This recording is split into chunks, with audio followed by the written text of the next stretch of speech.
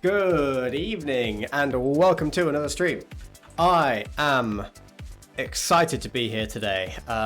It's been a do you know what? It's been a tiring week, but I'm enjoying playing Foundations a ton, and I'm looking forward to playing some more. So that's the plan for this evening. We are going to. Do you know what? So the original plan was to draft, right? I'm still in the stage where the format's new enough to me that I kind of want to just power draft it. I enjoy limited a lot. I do want to see what's going on in standard though. So there is a real temptation to play some standard tonight.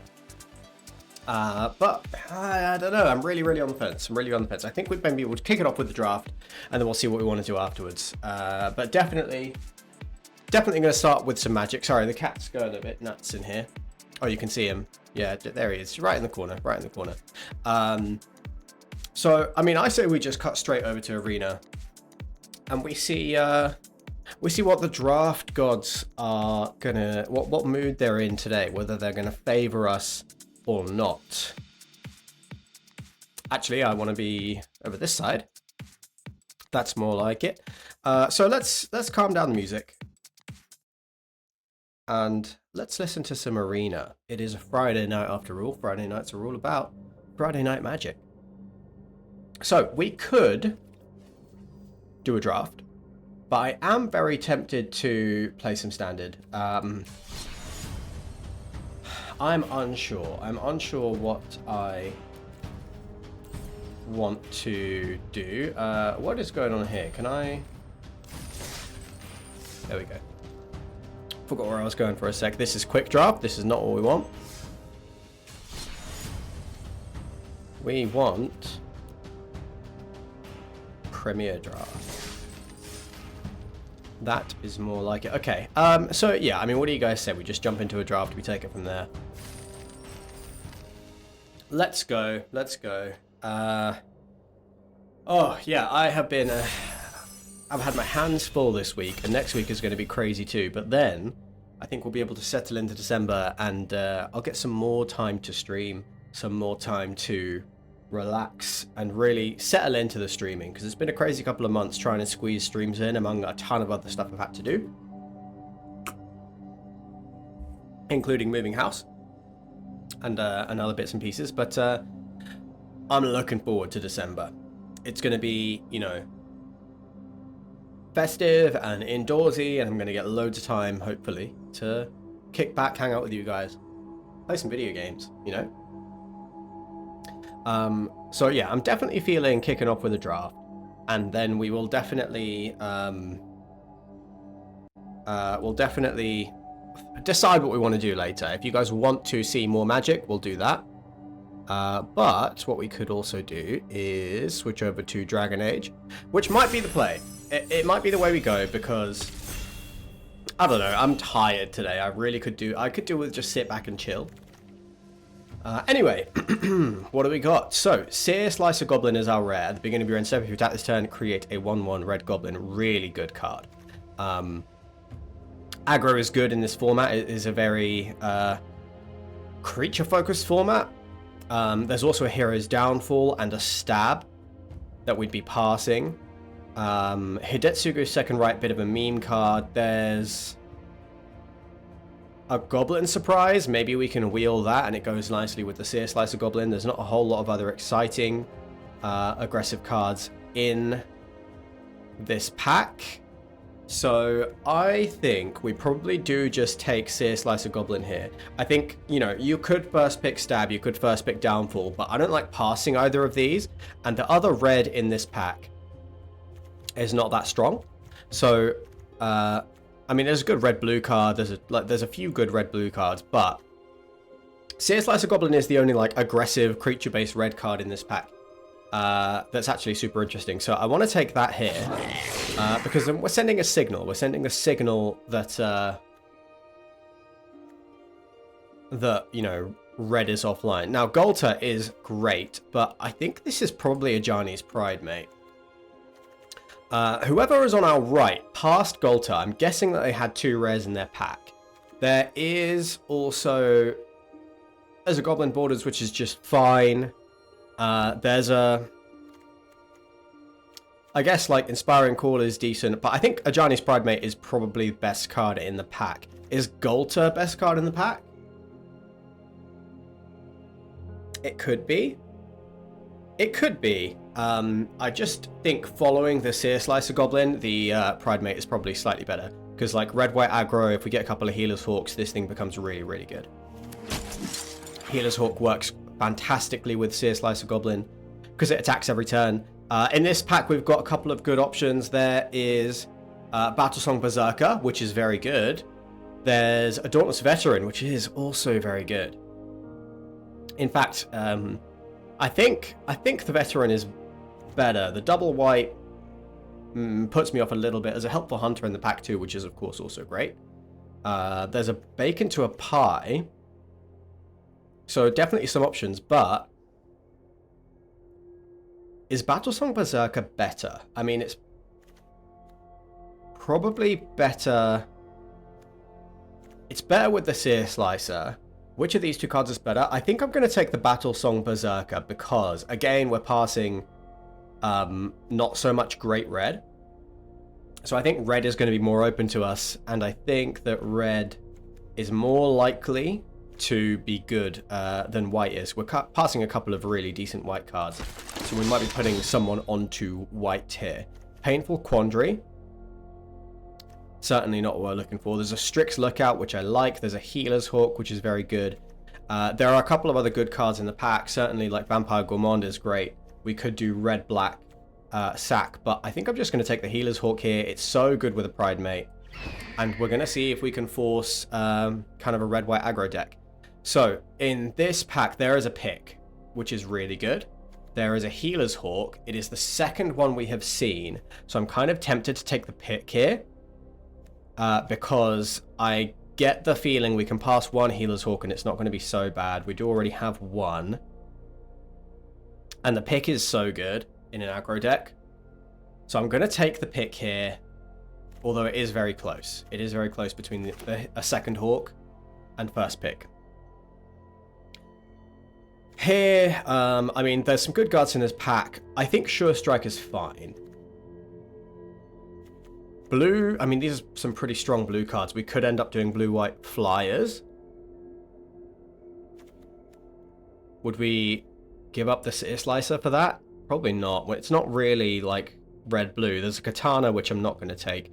So I think best card in the pack might actually just be Spectral Sailor. And we might go into, like, it keeps us open to, like, duck into blue-white Flyers, which might be what we do.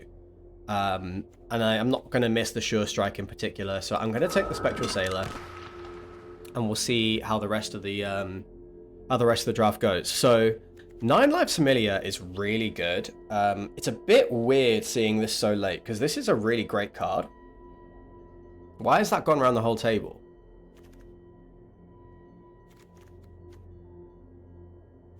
Why has that gone around the whole table?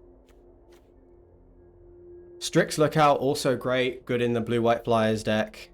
Goblin Borders is just fine. It's between Strix Lookout and 9 Lives Familiar. Interesting. I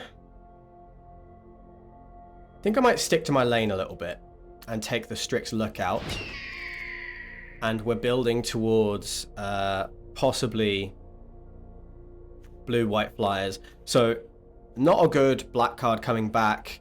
Mid-red cards. I think Axe Guard Cavalry is probably better, just as a decent 2-drop, than Squad Rallier. Although Squad Rallier does go in both of the decks that we might be building. Still, I think Cavalry is a bit better. So we'll take the Cavalry here. And on the wheel, we did wheel all of our red cards. So red is really open. Blanchwood Armor is pretty decent, but I think we can just take Goblin Surprise here, and we're pretty happy to see that on the wheel. It's kind of what we anticipated. There's another Goblin Surprise, and there is a Goblin Borders, which is a decent enough card, so we'll take that here. It's like decently good in red-white aggro. I don't really want the tap land. I don't really want any of these cards. I'll take the tap land, but we're hoping not to play it. We're hoping to draw better cards than that. We can take a Katana. We might play it, and Sower of Chaos is fine top end for a low to the ground aggro deck. We're not wanting Broken Wings. It's looking like we are going to go super aggro. We're going to focus on the red-white. So if that's our plan, there's a Reinforcements, which is very good. Goblin Negotiation I'm not a fan of. So I think this is probably Reinforcements. Yeah, very good for, you know, enabling Sneaky Raid. We're looking out for ways to make Ajani's Pride Mate better. But Reinforcements is, like, decent enough. Mischievous Pup. 3 mana, 3/1 flash, bounce something. Not really what we're wanting to do. There is the land. We could take the land, although I don't love a tapped land. There's a Fleeting Flight, which is, like, fine, enables a raid trigger. There's a Bulk Up, which I don't think is a particularly good card. High Pay Trickster is good. And we could play... What would we play? Would we play blue-red? I think I'd rather continue down white, to be honest. I don't think I actually want this tapped land. Good as it could be, I think I'll take the Mischievous Pup and we'll see if it turns out good. At the moment, we don't have any ETBs. It can save something. Not super exciting. But it is fine. It is fine. Seismic Rupture, not really what we want to do. So this pack is a little bit weak. There's a Rune Sealed Wall. There's a Luminous Rebuke. Not really the kind of removal spell that we want. And there is a good Fortune Unicorn. Now, it might actually be that Unicorn, and we do have this Rugged Highlands, so maybe Unicorn is the card that we take here. There is also another Strix Lookout, but I think I want to stick to red, and I don't think blue-red is really what we're building towards. So let's go with good Fortune Unicorn and consider the splash. Frenzied Goblin is great. This is exactly the kind of thing that we want. There's a Dazzling Angel, which we would take. Heraldic Banners, a maybe, but probably not. Goblin Borders would be fine too. But Frenzied Goblin, it's exactly the kind of card that we want. So we'll take that. We'll pick that up. Serra Angel is pretty decent. There's a Heir Apparent. And we're in pack 2, pick 5. Are we going to start doing that, or is Serra Angel just a better top end? It's a little expensive. 4/4 Flying Vigilance, not that exciting. I think I'm going to take the Heir Apparent, and if we can pick up 3 of these, then I'm going to be pretty happy. Second Pride Mate is really good. Second Pride Mate is really good, so we're going to take that. And, okay, so, I mean, there's a Swiftblade Vindicator, which is awesome. So we are going to take that. We're missing out on another Healer's Hawk, but these Healer Hawks are going around the table. So we might even be able to pick another one up. It seems like our colors are open. Certainly seems like our colors are open. So I'm going to put the Heir Apparent over there. I mean, Bolt Wave, 3 damage to each opponent. Not super exciting at all. Is Goblin Surprise better? Second Goblin Surprise? Maybe. We'll sideboard the Unicorn for now. We'll sideboard the Katana for now, since we have the pick.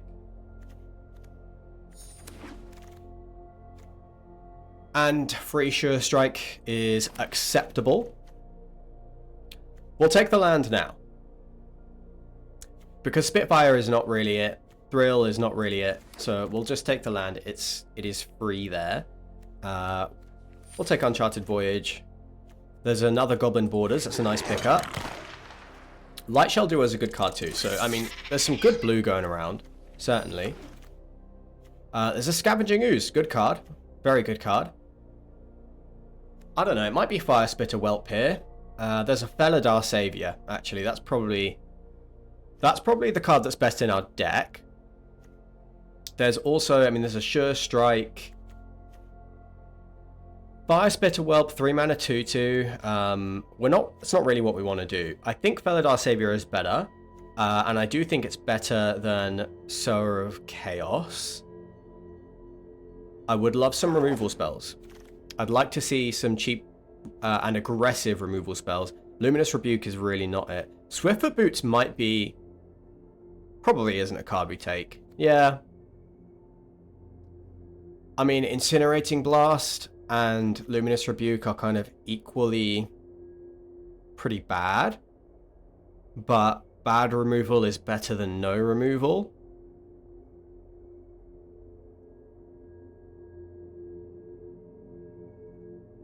So I'll take the instant speed, bad removal, and we're going to hope we don't play it. There's a Leyline Axe. That's kind of insane. We're missing out on another Healer's Hawk and an Abrade, but I do think Leyline Axe is pretty busted. And I think we'll be doing Leyline Axe over Sower of Chaos type stuff. So we'll take the Leyline Axe. We do need more interaction. We're getting into pack 3 now, and we need a little more interaction. Mischievous Pup, not really doing anything. I guess it bouncing a Felidar Savior is like okay. But it's not looking like we're going to play that. But I'll definitely take the Leyline Axe. I think that card is pretty busted, to be honest. Okay, so there's an Involuntary Employment. That's okay. But there's a Banishing Light. That's decent all around, fairly cheap removal. And here... Cat Collector is great. It synergizes with the Pride Mate. It's a decent 3-drop. So we'll pick up a Cat Collector. And the deck is looking good. The deck is certainly looking good. I just think we need more interaction. That's what we're kind of really hoping for. We've got one Banishing Light and the Luminous Rebuke.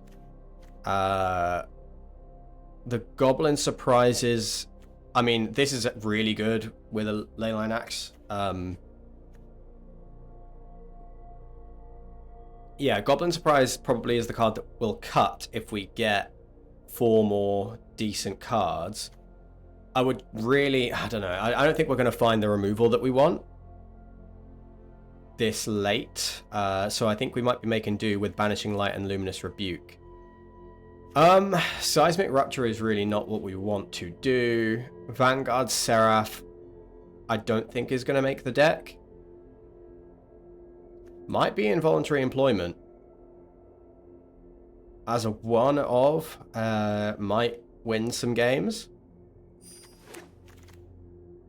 Another Frenzied Goblin is fantastic. Gorehorn Raider's okay. But yeah, another Frenzied Goblin is pretty great. More low to the ground, cheap creatures.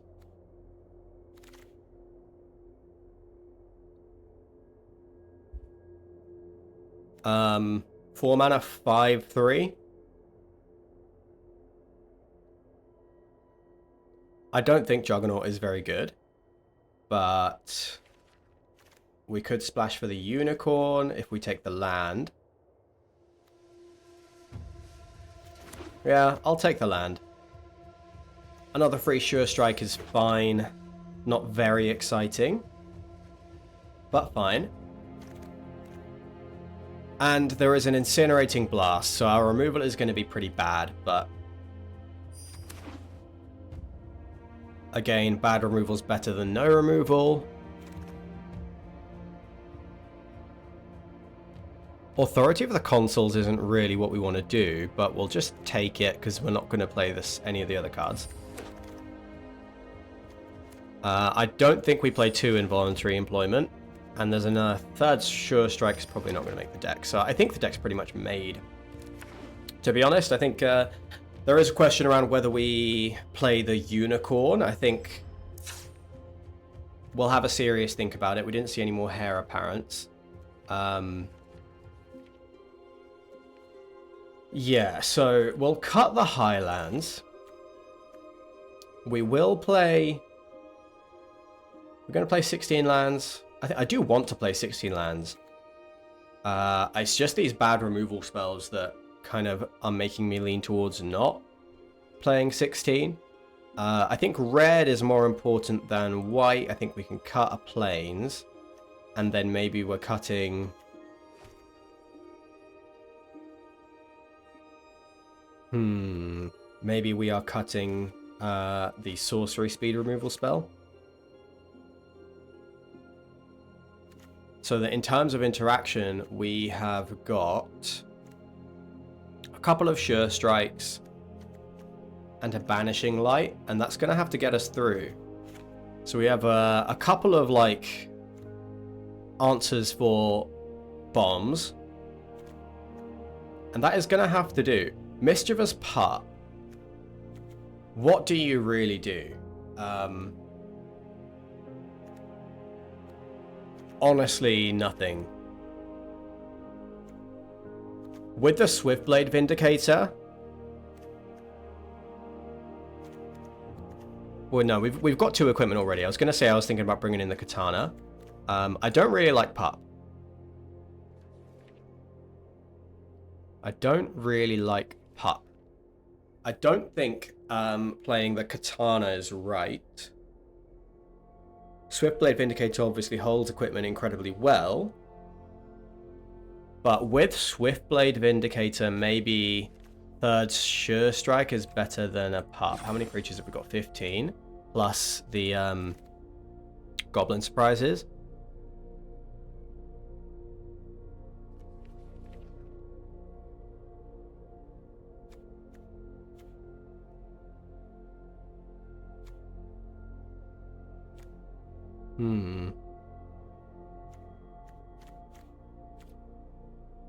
I mean, I guess Pup's fine. It is a 3-mana 3/1. It's a good flash threat. It holds Leyline Axe as well as anything else. It's just the 1 toughness is really, really bad. And, I mean, I guess it saves something, but, I mean, what does it save? A Swiftblade Vindicator? Or a Pride Mate? I don't love it. I think it's fine, though. It's a decent enough aggressive creature. Do we play Quick Draw Katana or a Goblin Surprise?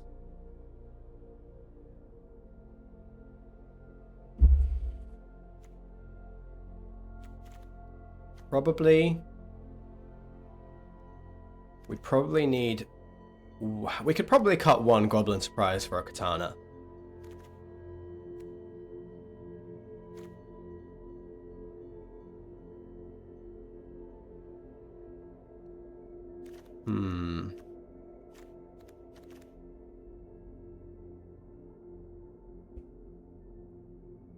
But with like... No, if I were going to bring the Katana in, I would probably be looking at cutting Involuntary Employment over Goblin Surprise.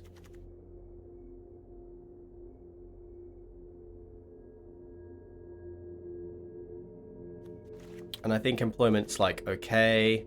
I think this is the deck. I believe this is the deck.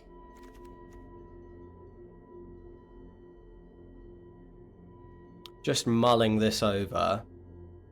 We have a little bit of life gain synergy. It is a shame we didn't get another Healer's Hawk. They were going around the table, but it is fine because we got some really good cards in their place. So we're going to make a bunch of 1/1s. I think these Goblin Surprises actually are better than I think because we have reinforcements, we have Goblin Surprises, so we can definitely build a fairly wide board. Sneak wins out of nowhere. Don't love the tap land, but I think it is fine to have 1. It is fine to have 1. We do need to curve out. Is Authority of the Consuls good enough to play, given we have 2 Pride Mates?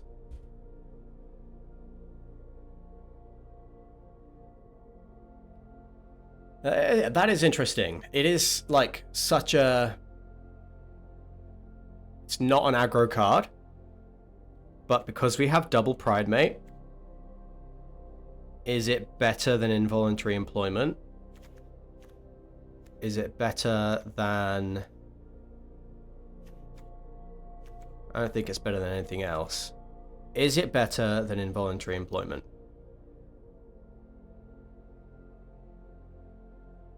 Just persistent life gain. Every time the opponent plays a creature, the Pride Mates get better.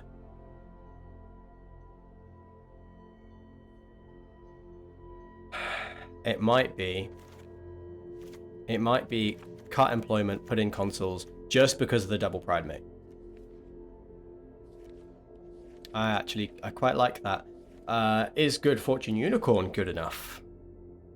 Not to splash forward. No, the deck's pretty lean. I think we'd be making it worse if we added that in. Let's go. Let's give this a run. Let's just have another look. Okay, so yeah, we need to curve out.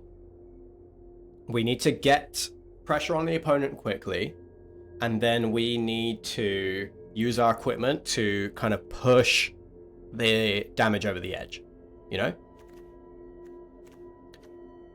Axguard Cavalry is not fantastic with, like, many of these cards, to be honest. Feels pretty weak, but it's a 2/2. It's a 2-mana 2/2. It is fine. Yeah, okay. Let's do it. So, weaknesses of the deck were a bit low on interaction.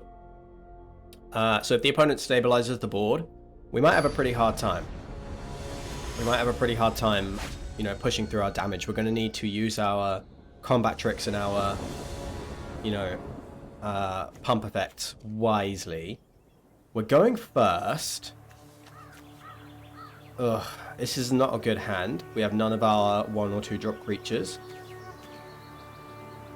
Luminous Rebuke is basically not a card. We want the game over by then. I think this is a mulligan.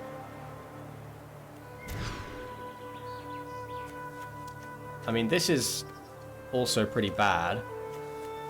But I think we can keep this, and I think we can put a mountain away.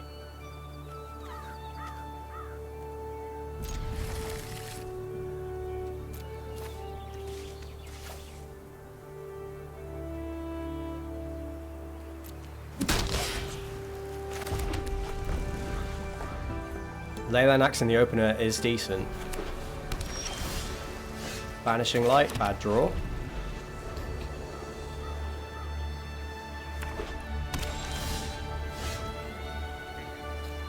Rough stuff. Rough stuff. Okay, there's our land.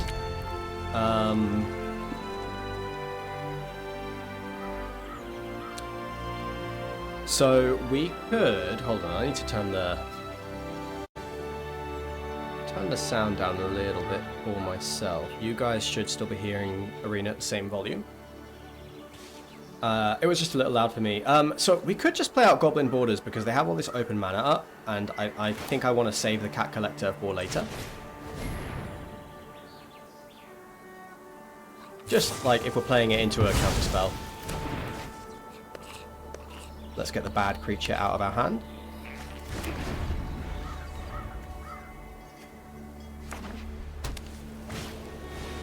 There's a Light Shell duo. Okay, we drew the land. That is good. We really needed that. Let's get Battle Song Berserker online.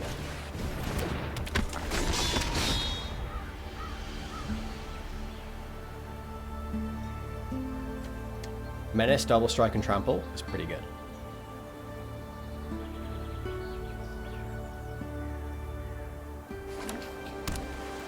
Now, of course, even holding a Leyline Axe, Battle Song Berserker cannot.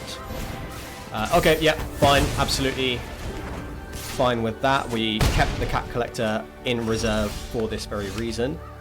There is a Pride Mate. That is pretty interesting. I'm just going to drop Cat Collector here. And then next turn, if we draw a land, we can Pride Mate and maybe eat the food.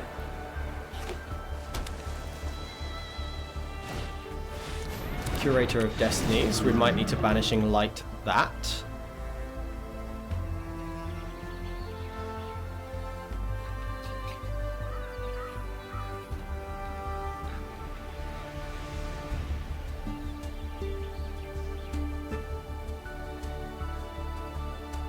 Opponent has 3 cards in hand, 6 lands, which is about to be relevant. Are we going to give him a Gold Vein pick? Yes.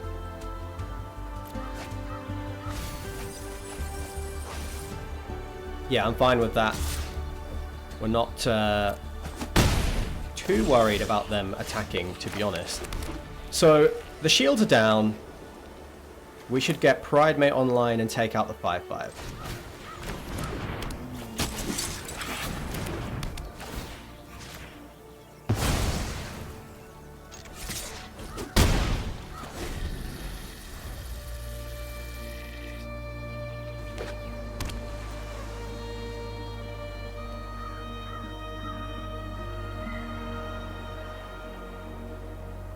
Next turn we can, if they like play this equip and attack, then we have probably a pretty open attack. But next turn we can equip Leyline Axe, hold up eating a food. Ugh, it's a good card. We'll take the 3. Still, we can attack, we can effectively have a 4/4 Ajani's Pride Mate. Well, that's a damn good card, huh? Damn good card. Okay, so maybe we equip to the Cat Collector, and then start making 1/1s. We play Sear Slicer, we equip to the Cat Collector, we start making 1/1s that way. Although Cat Collector makes 1/1s too, so let's draw out whatever the opponent is doing by equipping Leyline Axe.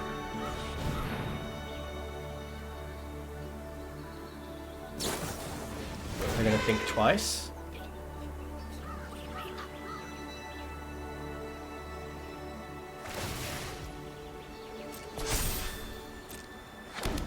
They're going to make a 1/1. Okay. And we can attack with our Pride Mate.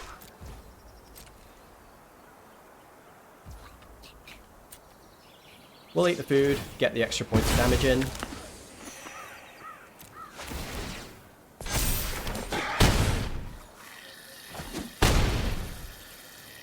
That is a lot of damage. Next turn, we can represent lethal. The opponent will need to start blocking the Pride Mate.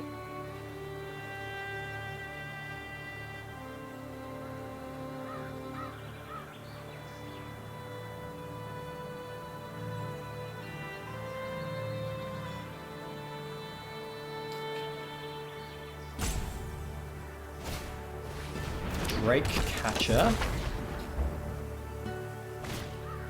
And Sarah Angel. Alright, opponent has built up a pretty sizable board. We have to win on this next turn.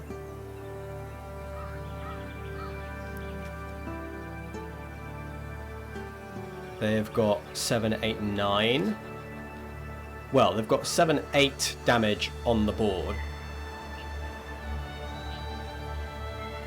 And get me down to 9. Actually, I think we're all right. If they attack with everything here, they deal 4, we go to 9, and then they still only have, yeah, they still don't have like a ton of damage on the board. So we could go, we could just play a Sear Slicer Goblin, start making 1/1s. It doesn't actually help us. That is the problem. It doesn't actually help us, but we are going to live another turn. We are going to live another turn. So let's go. I would have loved to put a 1/1 counter on the Pride Mate. So I think this is fine, and I think... yeah, I think attacking with the Cat Collector is also worth it. So we go here, here. We attack with these two. We have 2 blockers for their ground creatures. One is a lifelinker.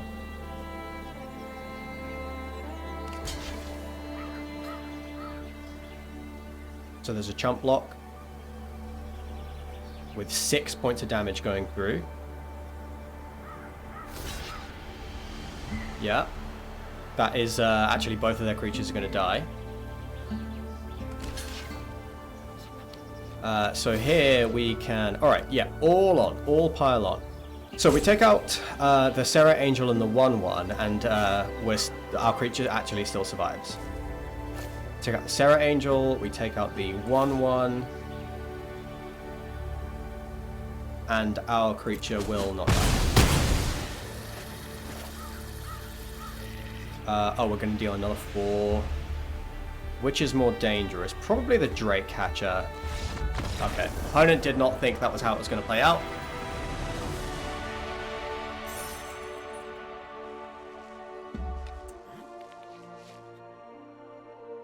So I was like, I wanted to take out the Drake Hatcher, but it might have been the Light Shoal duo there because the 1-3 is really not as threatening, and they're not going to get 3 turns to like make a Drake off of it.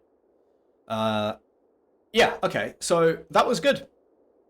That was good. That was a pretty bad hand, although I guess Leyline Axe in the opener is pretty good.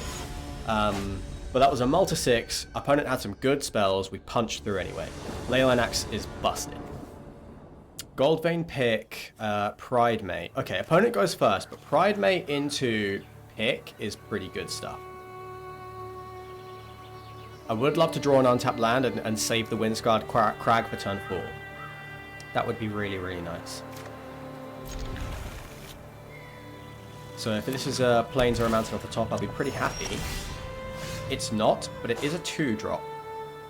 I think I am going to play the Axeguard Cavalry out, and I'm going to hold out for the untapped land. Amulet. Swiftblade Vindicator. Do I want to put you out now? Blue-black, they can probably deal with it.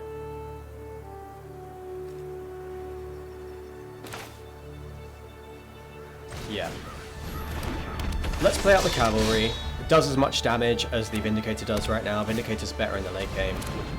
9 Lives Familiar. Okay, good stuff. And there is our mountain. So we need the Trampler. We need the Trampler to start punching through this. We could take this off the board, because it chump blocks insanely well.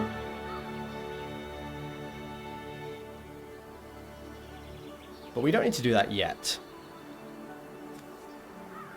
We could make a 3-4. We could just... Well, there's no point going in... Yeah, okay, let's do the Vindicator now.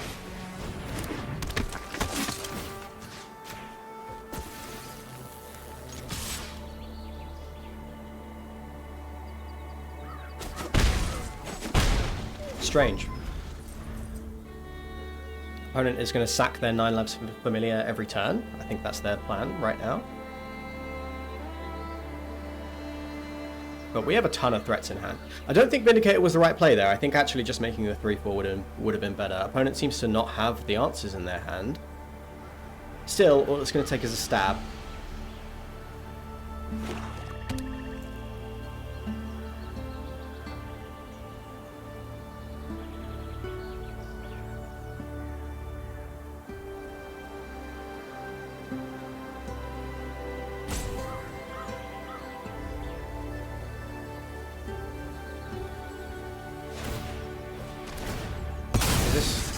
Oh, it's only at sorcery speed, okay. Yeah, so they draw their card. Burglar Rat. Might be the Goblin Borders. It's a decent enough card, but we're going to have enough stuff to do with our mana. And there is a 9 Lives Familiar. So, I kind of like attacking with... I kind of like making a big Swiftblade Vindicator here. Let's do that.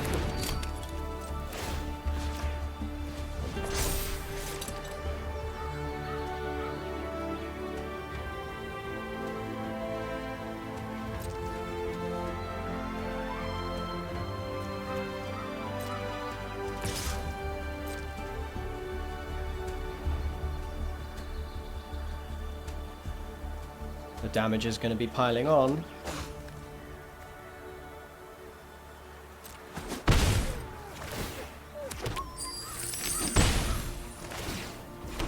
Awesome. So now we go Pride Mate.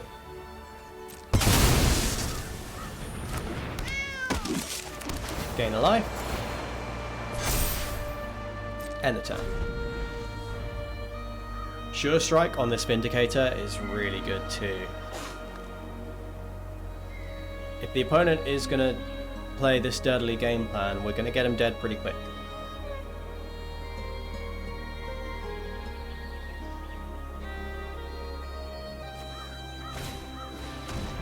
Lunar Insight, love to see it. Way too slow. So this potentially is 10 damage if they don't block it.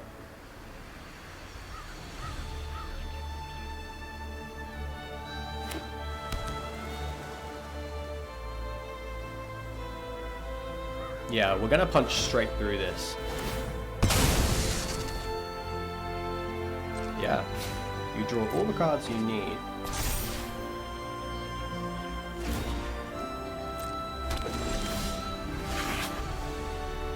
Leyline Axe. Okay. So, if I take 9 Lives Familiar off the field and we attack all, then we're dealing 1, 2, 3, 4, 5, 6, getting them down to 9, and they chump with their Burglar Rat. That's not very exciting. Let's just go all in on the attack.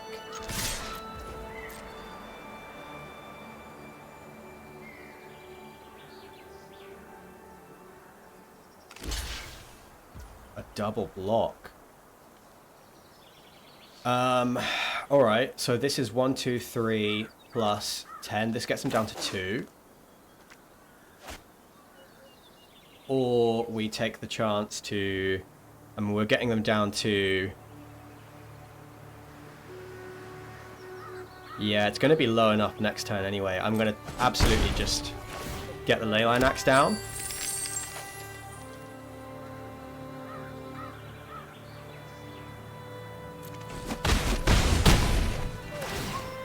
Actually, what I could have done was Sure Strike there because we'd make the treasure. So I should have... Yeah, I should have Sure Strike there, and I think we would have... Yeah, I should have. Okay, that was a mistake. I think we might have had a game-winning play there if we Sure Strike, make the 2 treasures, deal them, get them down to like 2 or 3, and then still get to play the Leyline Axe afterwards. Still, this does mean next turn we have Banishing Light and Leyline Axe equipped.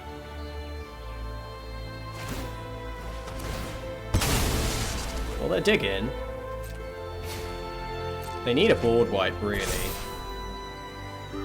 And then we're in trouble, but any creature we draw off the top is going to be souped up. You've drawn all the best cards in your deck. What are you going to do with them? Icewind Elemental is not nearly good enough, I'm afraid. So this is 1, 2, 3, 4. Yeah, so this is definitely lethal.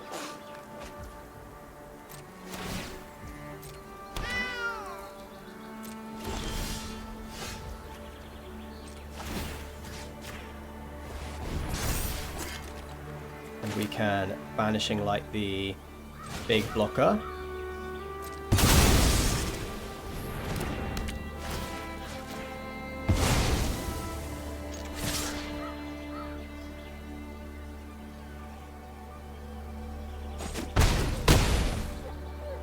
Okay. Thank you for the treasure. Deck feels great. Opponent was playing way too slow a game there. Let's go. Let's keep plowing forward, full steam ahead. Axe Guard Cavalry, pretty unexciting, but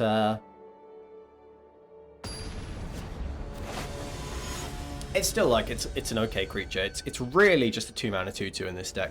I think the only time we'd use it is if we get like a weird.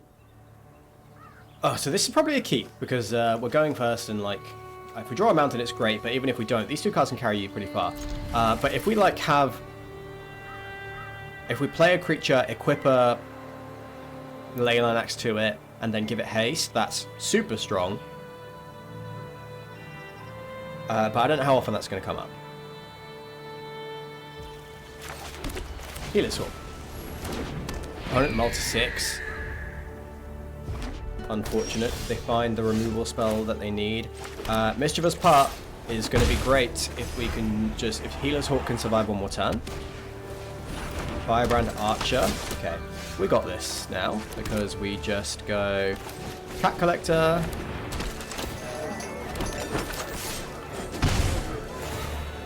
Make a 1/1. We can even bounce the Cat Collector, get another food if we want to.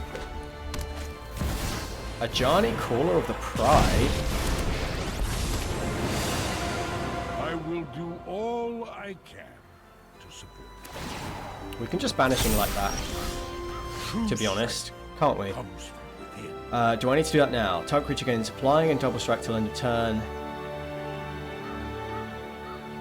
And it's going to keep growing this. I think I am just going to ignore this. And Banishing Light it.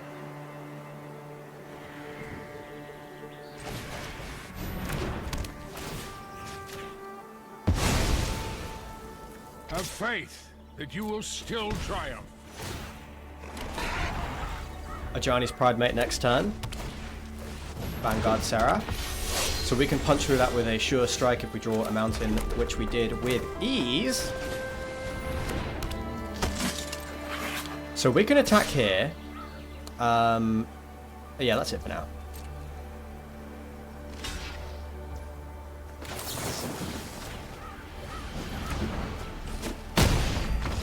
Oof. Opponent was not happy about that.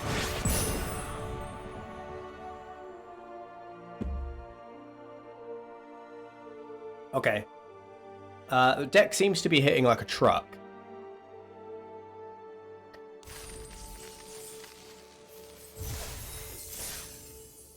I'd see no reason to slow down. Let's keep going. Yeah, deck hits real hard. I think all that's important is that we curve out, we get the game over as soon as possible. Okay, so this is a keepable hand. I think we'll turn to reinforcements. Well, they're not reinforcing anything, so they are just enforcements. And then save the Pride Mate for when we can get more value out of it. There is enough land now.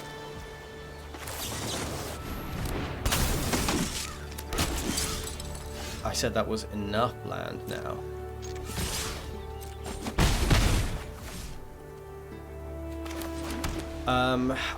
I don't really want to play a Ajani's Pride Mate into an Essence Scatter, so I'm going to wait until the opponent does something. Erudite Wizard. Well, we can punch through that. Okay.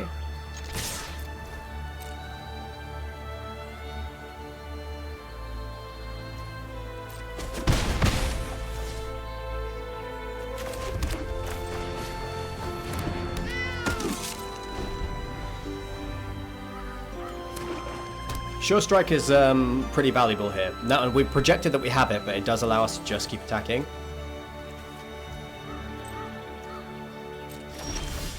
Oh man, that's rough.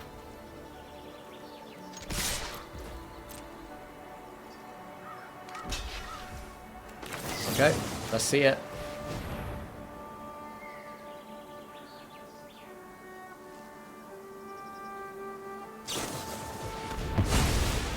Yeah, so we got the counter out their hand. That is fine.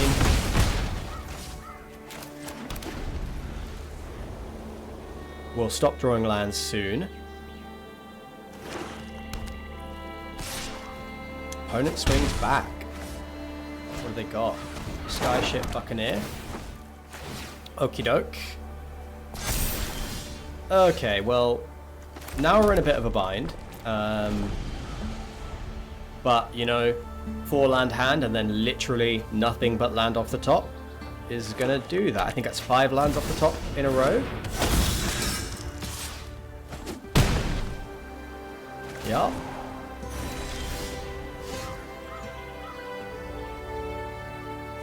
It's not nothing.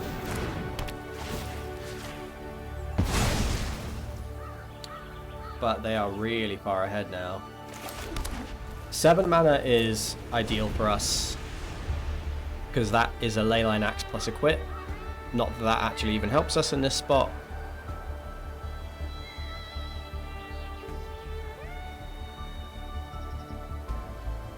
Opponent is up on cards, has a stronger board, has us on a 2-turn clock.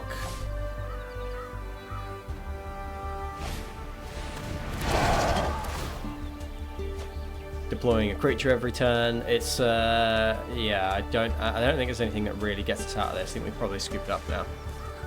But let's see what our top deck is.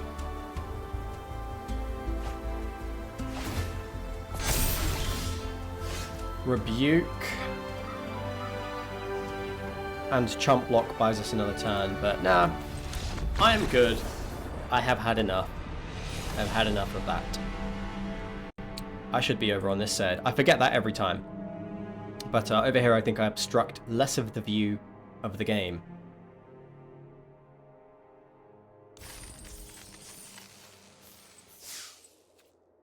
Alright, no sweat. We're already on 16 lands, so no changes to make there. That was very unlucky.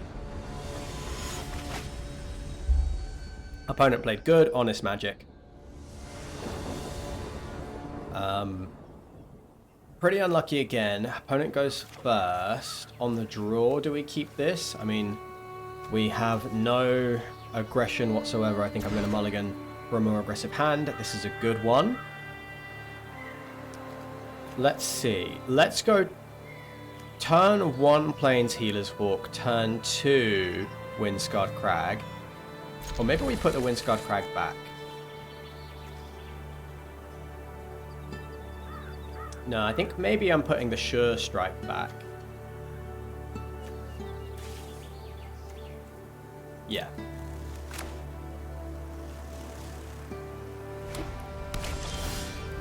Okay, yeah, so let's get the Healer's Hawk online. We have Windscarred Crag next turn. And then we go Banishing Light into Battlesong Berserker.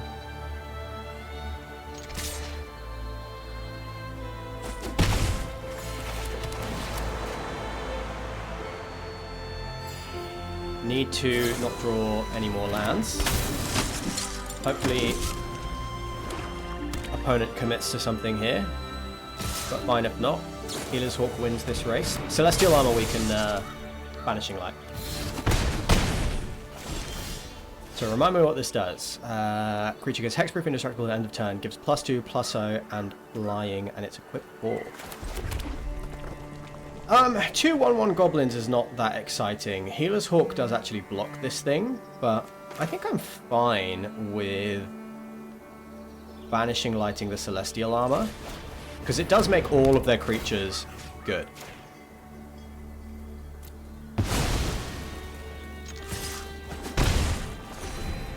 Next time we get Battlesong Berserker online. Yeah, we duck around that Vanguard Seraph. Oh, there's a Pride Mate. Very tempting, but we'll do that next turn in tandem with a Goblin Surprise. So, Battlesong Berserker.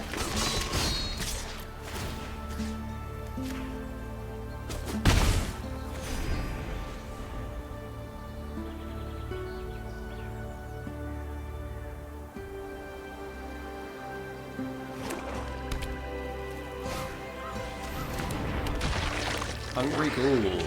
That grows, but opponent has not had any way to remove the Healer's Hawk yet. And I think that's going to lose them the game.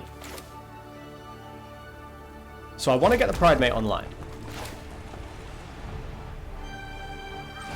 Yeah.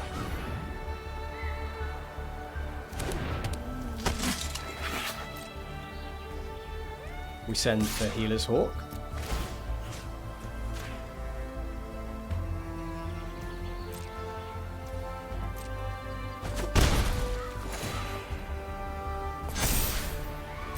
Combo. Wombo combo. We'll hold the Goblin Surprise for a decent attack. That comes up. Yeah, we'll just hang on to it for now. Goblin Borders is a good one, but I think this is a 4/4 is pretty good. This is a... Yeah, so I think this is going to be Felidar Savior. Counter here. Probably a counter here. Oh, no, it's other creatures. Probably a counter on the Battlesong Berserker. Right now it's actually like one of the lower value cards on the board.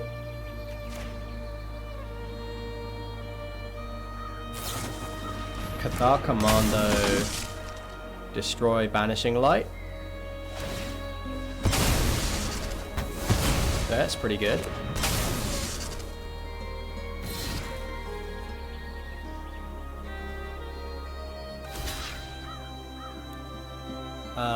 We can force them to sack 2 creatures here, but... Oh, this is indestructible anyway, so we'll just take out the Vanguard Sarah. No sweat.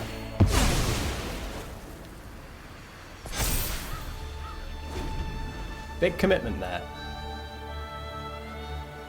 Now, they do have this big flyer, but I think we might be able to get the game over with. Ooh, that's a good card. Whenever another non-token creature dies, draw a card. Oh, that's real damn good. Okay, so we're going in with all of this lot. We are giving Menace and +1/+0 to the Felidar Savior.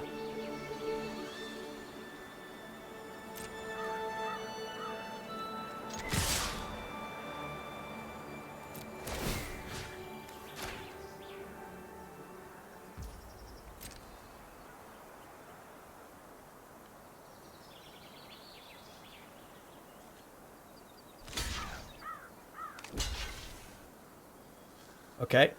Acceptable trades.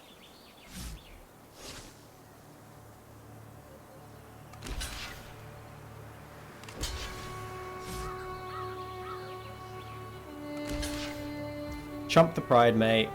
This deals 3. They draw a card. These aren't even going to trade, so I guess they're going to sack this. Yeah. That is all fine. So they're gonna sack this, eat the Battlesong Berserker. But Felidar Savior is gonna hit, and then the Pride Mate is gonna grow.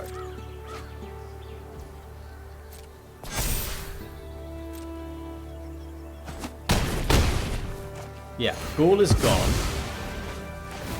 The Celestial Armor is not superbly exciting. Don't have an answer for this High Society Hunter right now. But you get bigger. We deploy all of these. We can make it so that whatever, like Frenzied Goblin means their big thing can't block next turn. So we have a really good attack and Goblin Surprise up, so we might have a winning attack next turn. We're attacking for 4, 5, 6, 7, 12 plus 20. So we're attacking for 20 and one of their creatures can't block.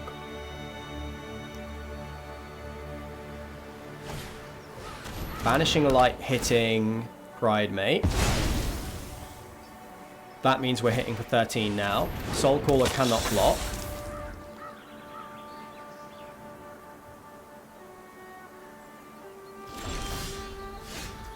Reinforcements. Okay, so if we... High Society Hunter can't block. Actually, we can make everything trade with the High Society Hunter. And that's really good, right? Yeah, so we attack all.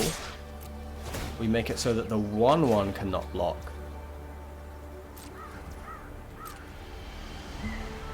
They're going to trade the Frenzied Goblin for the High Society Hunter. No, they're going to trade for the 4/3. That seems weird to me. That seems like a very strange block. But, okay.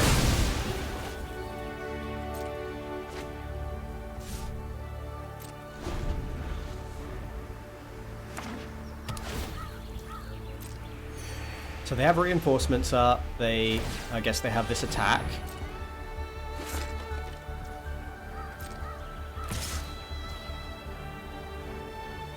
Yeah, attack for 3. This cannot block next turn. But we'll get the reinforcements online.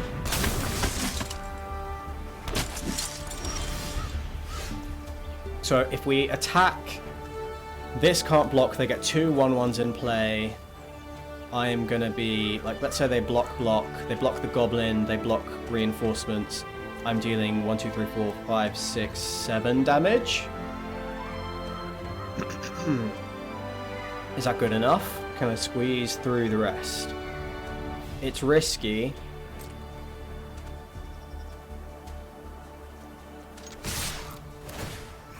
But I think I have to keep this up.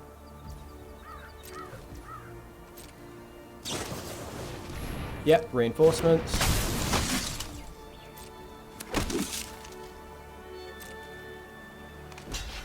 Block the goblin, block the 1/1.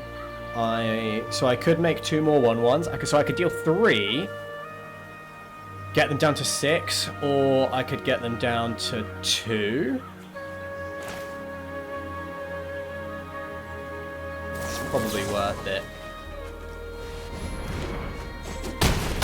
The amount of like we have several good equipment in the deck. I think we can squeeze through 2 more damage.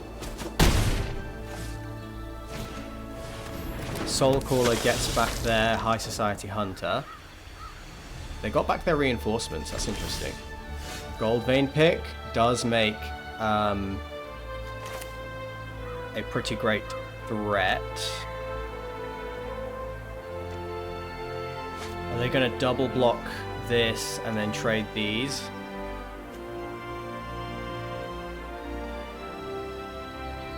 Do I have to hold off? I think I do. I think I have to hold off.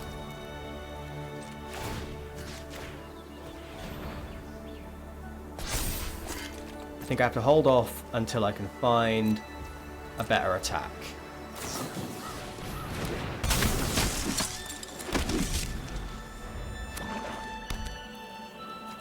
Surprised they didn't get the High Society Hunter back.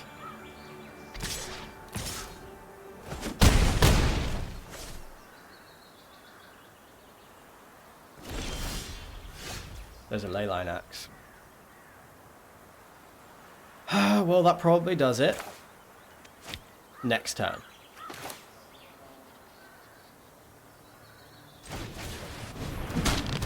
So there you go, opponent. That's what you've got to beat.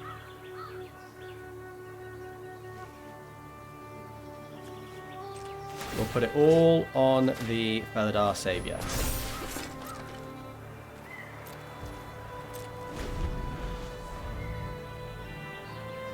They have 1, 2, 3 toughness on the board right now. They need to have at least 5 toughness on the board to survive. Looking through my graveyard, looking at all my lands, I think they know they've lost. 1 card in hand. You need to have 5 toughness on the board.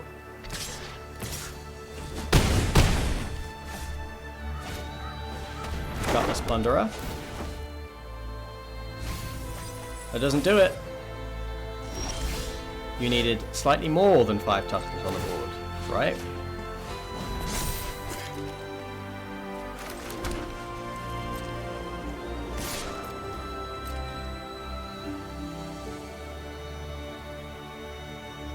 Like we sweep through all of these and then we trample through for the win.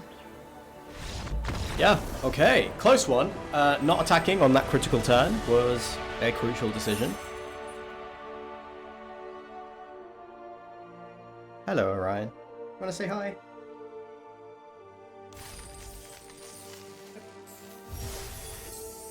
Everybody's eager to see you. Hi.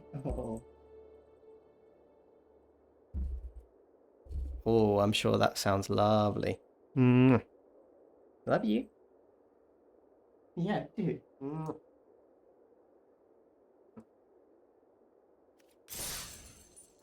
Get your butt out of my water. Oh, you're such a little diva.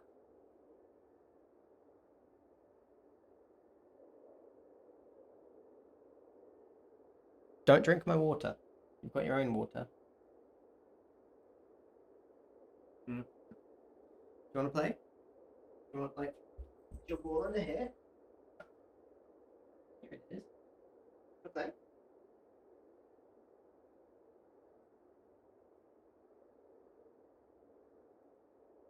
You don't seem very excited about it. He's pretty lethargic. Okay, 4-1, let's go! Let's go.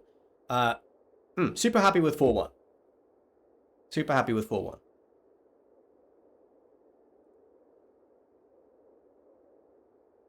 Yeah, so, okay, deck feels really strong. Even like the interaction pieces that we have been putting in a lot of work. So I'm pretty happy. Pretty happy with how it's going. Okay, turn 1 authority, turn 2 Sear Slicer. Is that something? I mean, it's pretty good for enabling the attack on turn 3, because any creature they play on turn 2 comes in tapped. Yeah, let's do it. I would like to draw a different 2-drop, but I would also like land. I'll take either of those things. So basically any card in the deck. Okay, land is good. Let's... I mean, actually I could rebuke this. I could rebuke that. I don't think that's good though. Let's play the Sear Slicer. Because if they play a creature now and we rebuke that, they hold up the blocker with Healer's Hawk. And then we find another land. Eventually we pump up the Sear Slicer, and then we can attack through the Healer's Hawk anyway. Nope, opponent is being aggressive. There's a Banishing Light, that's pretty good. Well, they can't stop this attack, right? They might have a Luminous Rebuke of their own.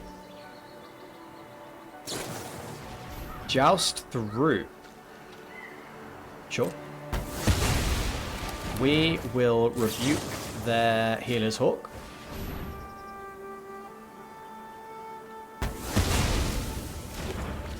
Land off the top gets the Berserker into play. Cat Collector. Let's play it. Let's be mana efficient. They haven't had on the spot removal.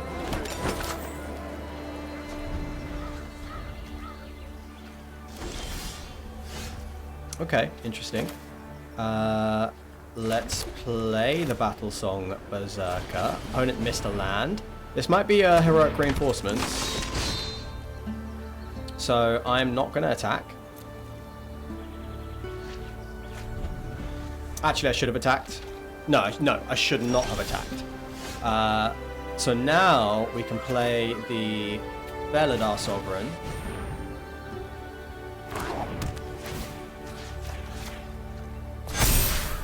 And now we have a great attack.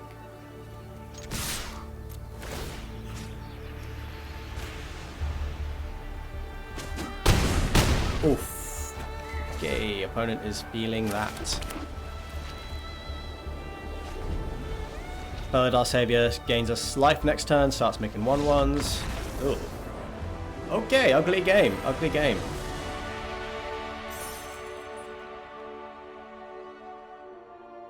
Yeah, so Authority of the Consoles might actually be good. Like, we've got Cat Collector and 2 Ajani's Pridemates in the deck, so I think it is... Actually, it doesn't work with Cat Collector, because that only triggers when you gain life on your turn. Still, hey, we hit 5-1, so we have cashed with this draft. That is an official success. Oh, so now we can just play for fun. I don't know if you heard that, but like my back and neck clicking. Oh, man.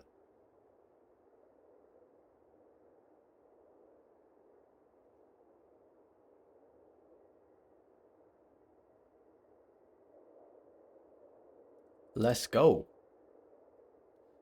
Arena cannot find an opponent worthy of facing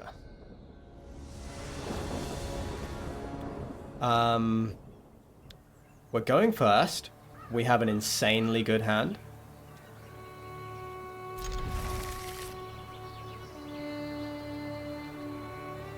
Turn 3, equip Leyline Axe to Pridemate. Insane. I would like to draw another 2-drop. But we have a nuts hand here. Banishing Light.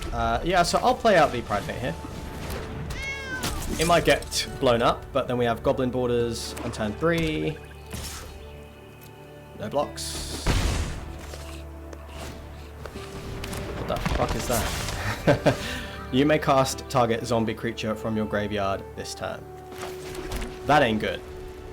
That ain't good. Authority of the Consuls is interesting here. But I think I'm just gonna do this. This is a 2/2 with Ward 2. Ward pay 2 life. Infestation Sage.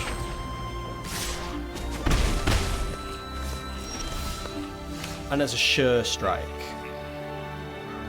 So we could make the Ajani's Pridemate even bigger. What could they possibly do against that? Or should we... We should start building our board, really, shouldn't we? I want the treasures. Yeah, I think playing the Goblin Borders is correct.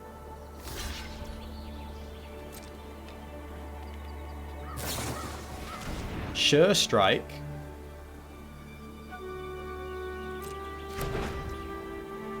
Trading the Pridemate is good.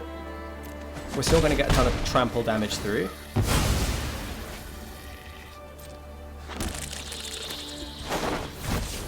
We get Borders in play. It is a 5/4 double strike next turn.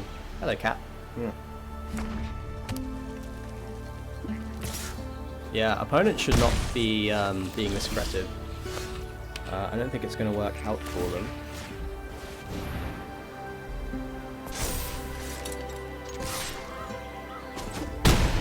Jesus Christ, they're taking all that? Okay.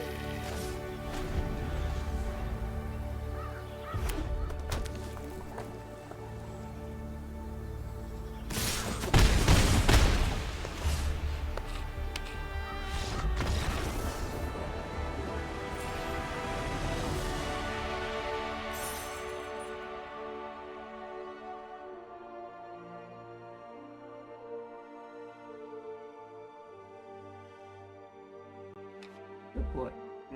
What time is it? Is it dinner time? Is that why? Have you had dinner?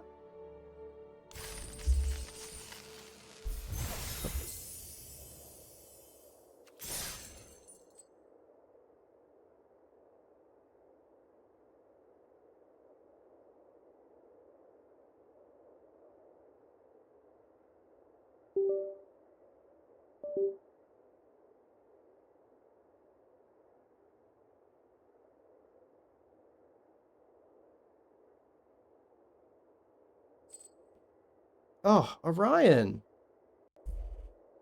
Okay, are we back? I think Orion knocked the mic, messed some stuff up. Hey, are you sabotaging the stream? Your butt is still in my water.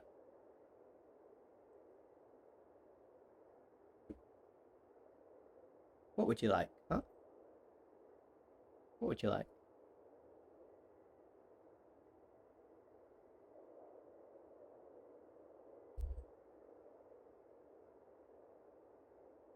You want to play? There's other people in this house who can play with you. Yeah.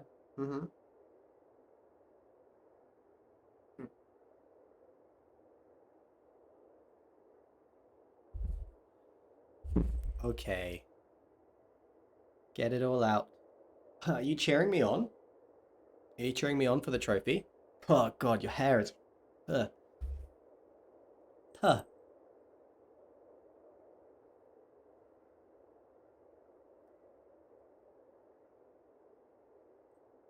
Ooh.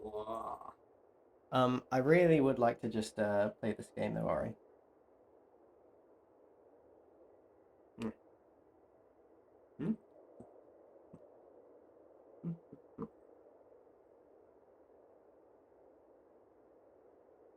You're not gonna let me? Oh, you're molting so much.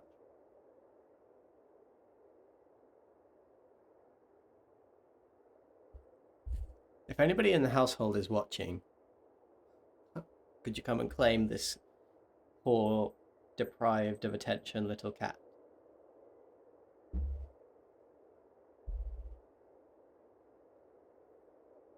He absolutely loves the microphone and the boom arm.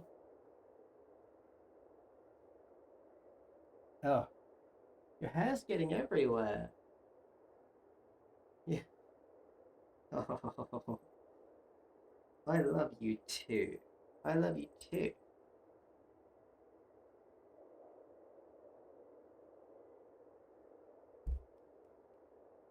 Blessed stream. Blessed by the cat. You about to chomp me? Look at this violent, wild animal. Oh, because I'm not getting the message that you want to play. Are you done? Hmm. Yep. Butt in the face, thank you. Mm-hmm.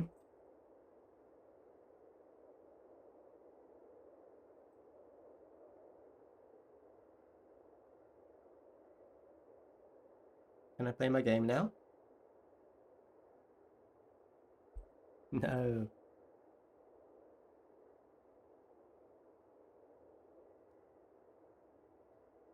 Hmm.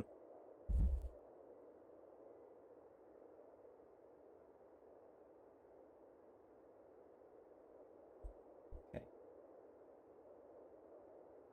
What's this all about, huh? Mm. Come on. Come on. Let me play. It's my fault, really. I didn't play with him before the stream started, so now he's picking up a fuss.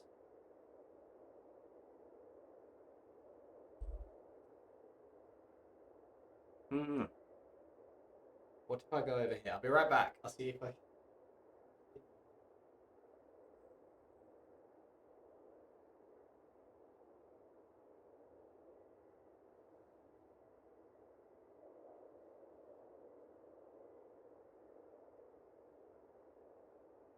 Let me see if he's had dinner.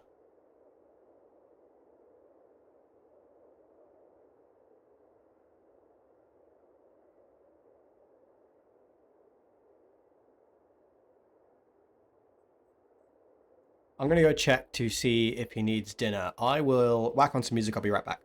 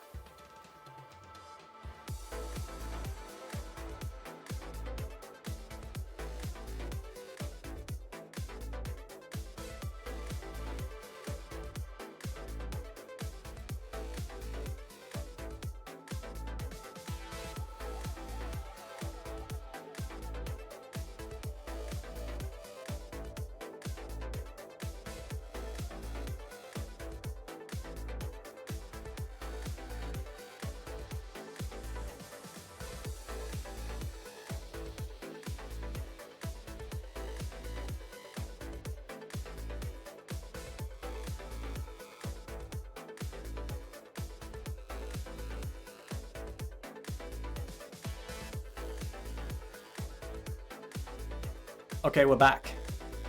Oh, sorry, I was just running up the stairs.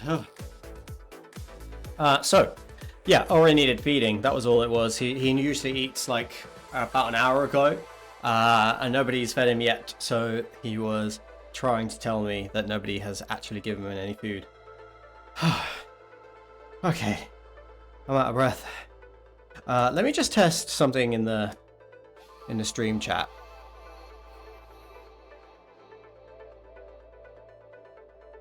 What we should be getting through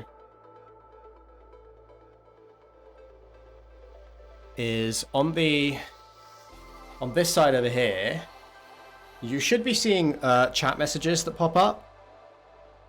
It might be that it excludes myself. Okay, I might need to test that later. For now, let's go back to Arena. And let's see if we can clinch this trophy, eh? See if we can clinch this trophy. Do we want involuntary employment or the third sure strike or an incinerating blast? There's some options here. No reason to really mess with the recipe this late into the draft. I did not know. Well, I didn't think about the pretty great synergy between Authority of the Consuls and Luminous Rebuke, but that is pretty cool.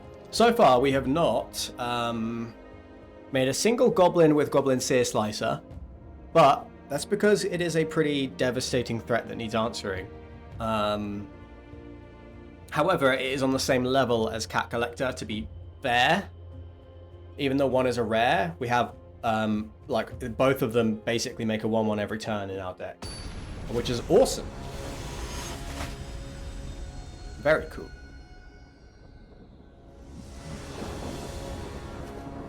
Okay. Amazing hand. Amazing hand, man.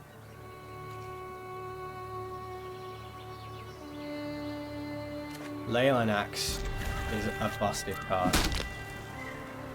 Oh lord.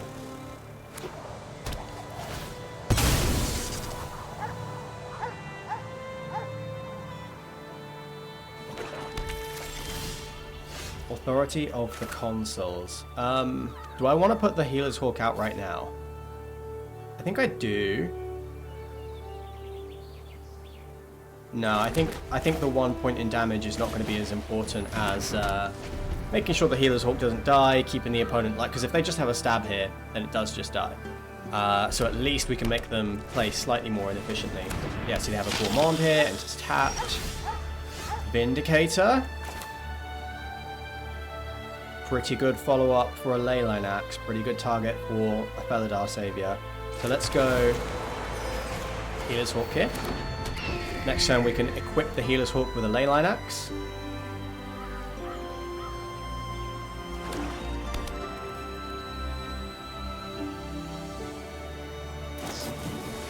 Goblin Surprise, make 2 tapped 1/1s. That can't be good.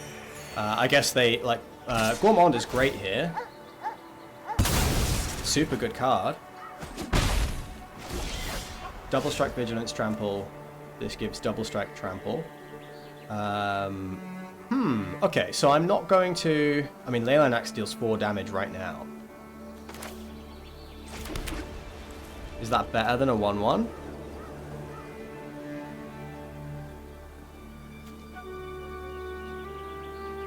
Let's do the mana efficient play.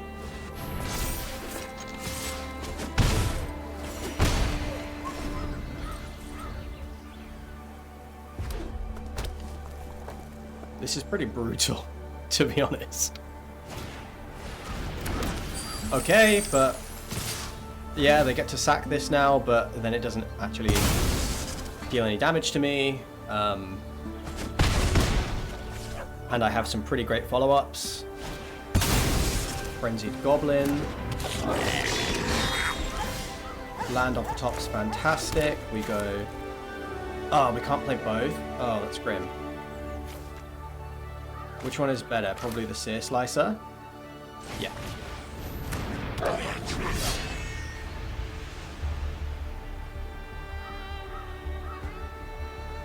gained enough life that we're not really worried about the opponent being super aggressive here. There's the stab. Still got the Vindicator on deck.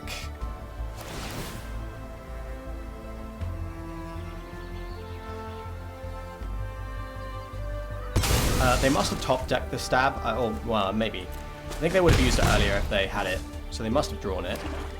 So they're not likely to have another one in hand. Goblin Surprise.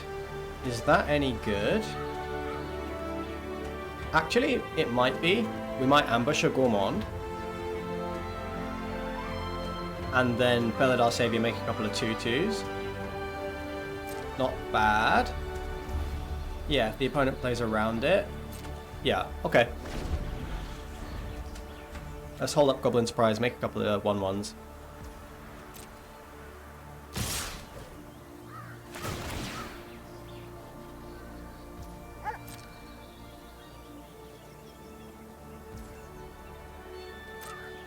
Let them make this decision. They're going to sack. We are going to create 2 1/1s. Draw out another combat trick or removal spell, most likely. No, of course, because we can't block. But, oh, Pride Mate. Let's go Felidar Savior, which holds a Leyline Axe incredibly well against an aggressive deck. Make 2 2/2s.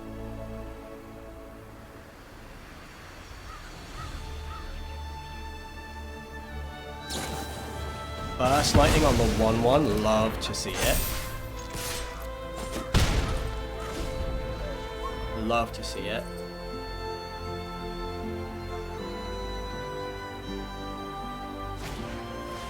Involuntary Employment, sack it. Good, opponent is doing good stuff, but I still think we've got this, to be honest. Yeah, I still think we've got this. They're drawing a ton of cards, that's great for them. But I think getting a 3/3 in play here is just great.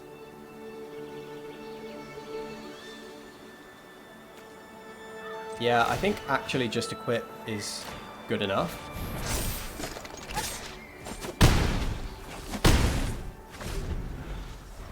Next turn it's potentially lethal with the short strike in hand.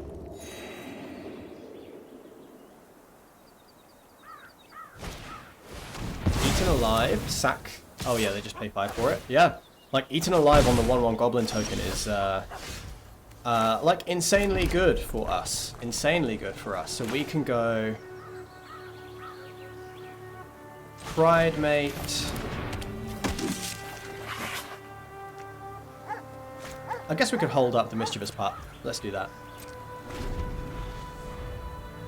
Pride Mate grows with the authority of the consoles. Firebrand. Gain me a life. Enters tapped.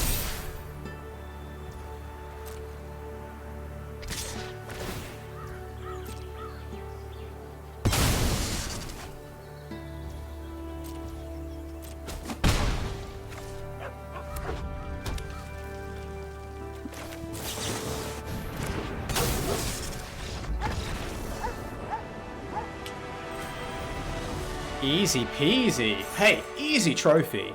That last game, like, the opponent was doing exactly what they wanted to do, but we just outclassed them. Easy peasy. Leyline Axe is a busted card. I'm very surprised it got passed to us, because I think it's good in almost every deck, to be honest. Easy trophy. Big win. Love to see it.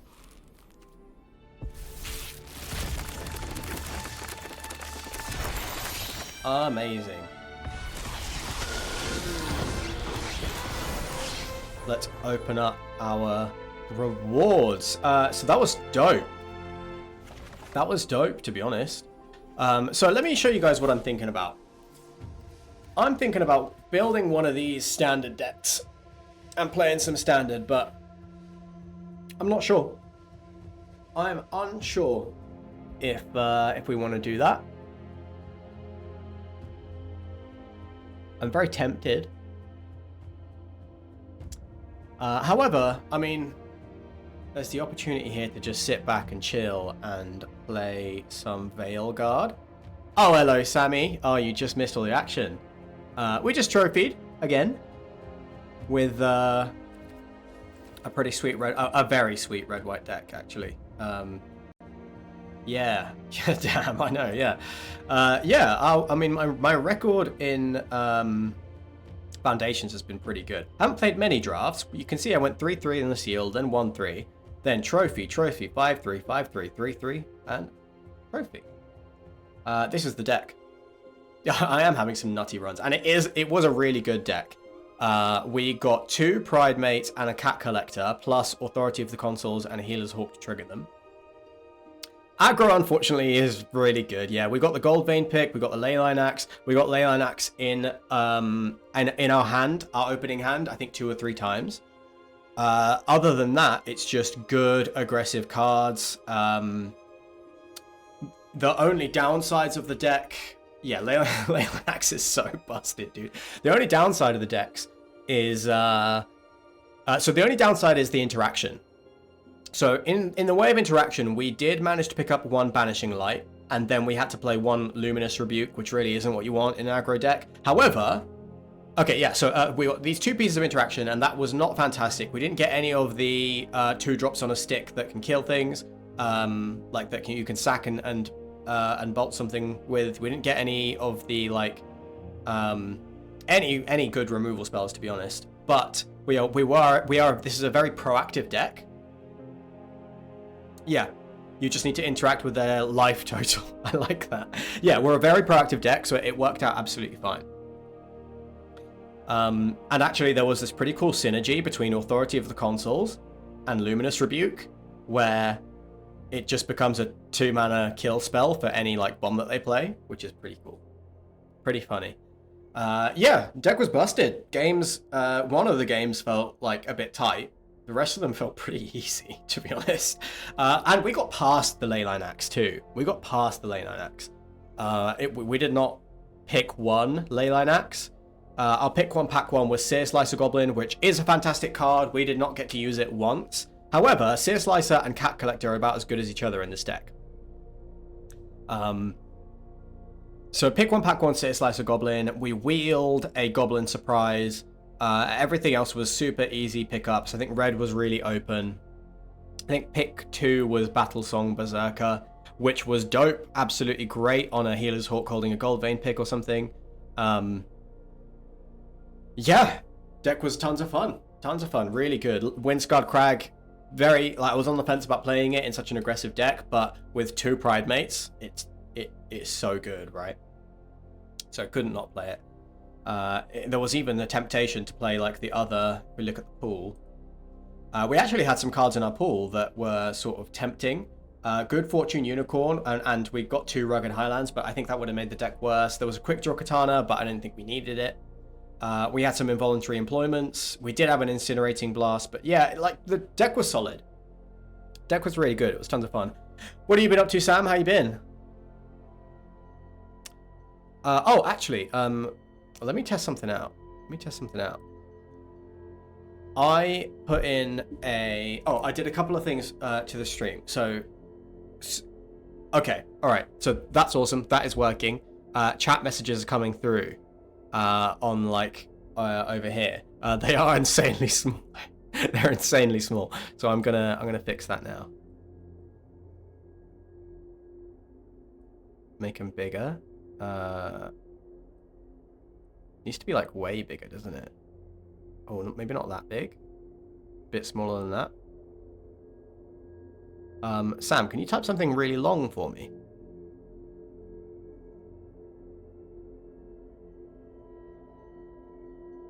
The stream does ever develop. Is that like long enough? So the challenge for testing it is that like if I like, so it doesn't feed through my messages. It doesn't feed through anything I send. So I did need somebody else to come along and chat. So I think that works. Could you type something that's gonna like potentially go across 2 lines and see if it does? Okay, let me see how I can format that correctly. Shit, I don't know how I format that correctly. I'm gonna try and fix this on the fly. So I'll show you the back end of the stream.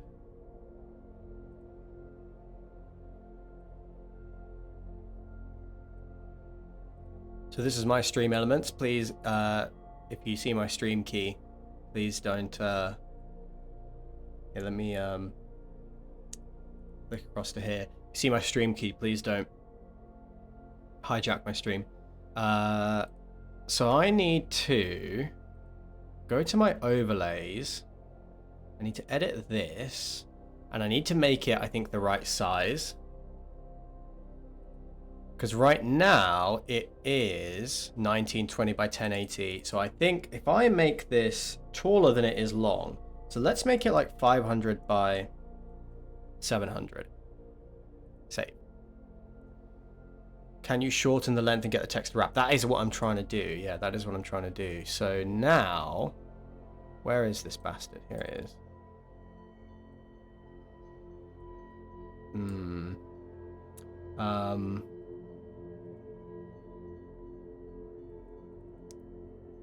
What did I say? 500 width, 700 in height. Let's see if that works. Okay, well that's the right, probably the right, like, dimensions, but maybe a bit too small. All right, shoot me a message in the chat, Sam.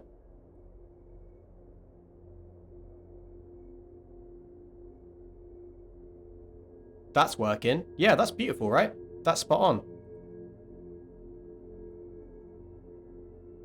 Maybe tiny bit bigger. And I pop it there. Okay, I think I need to make it actually kind of nearly square.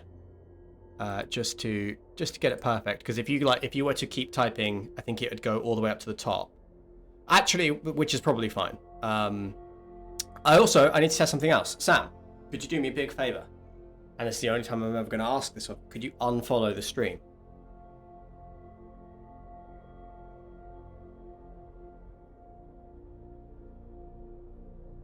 Could you unfollow the stream and then give it a second and then follow again? I set up a follow alert and I just want to make sure that it's working.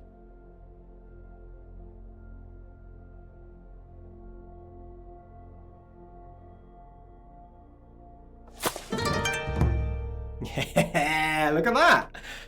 Awesome. That's lovely. Yeah, so I was actually, like, people were following and I wasn't noticing until, like, way after. So this is something I've wanted to do for a while. It worked nicely. It looks great. It fits in with the theme. I'm super happy with that. Wicked. Wicked. Okay, I'm gonna just set my bits and pieces back. All right, so what do you want to do, Sam?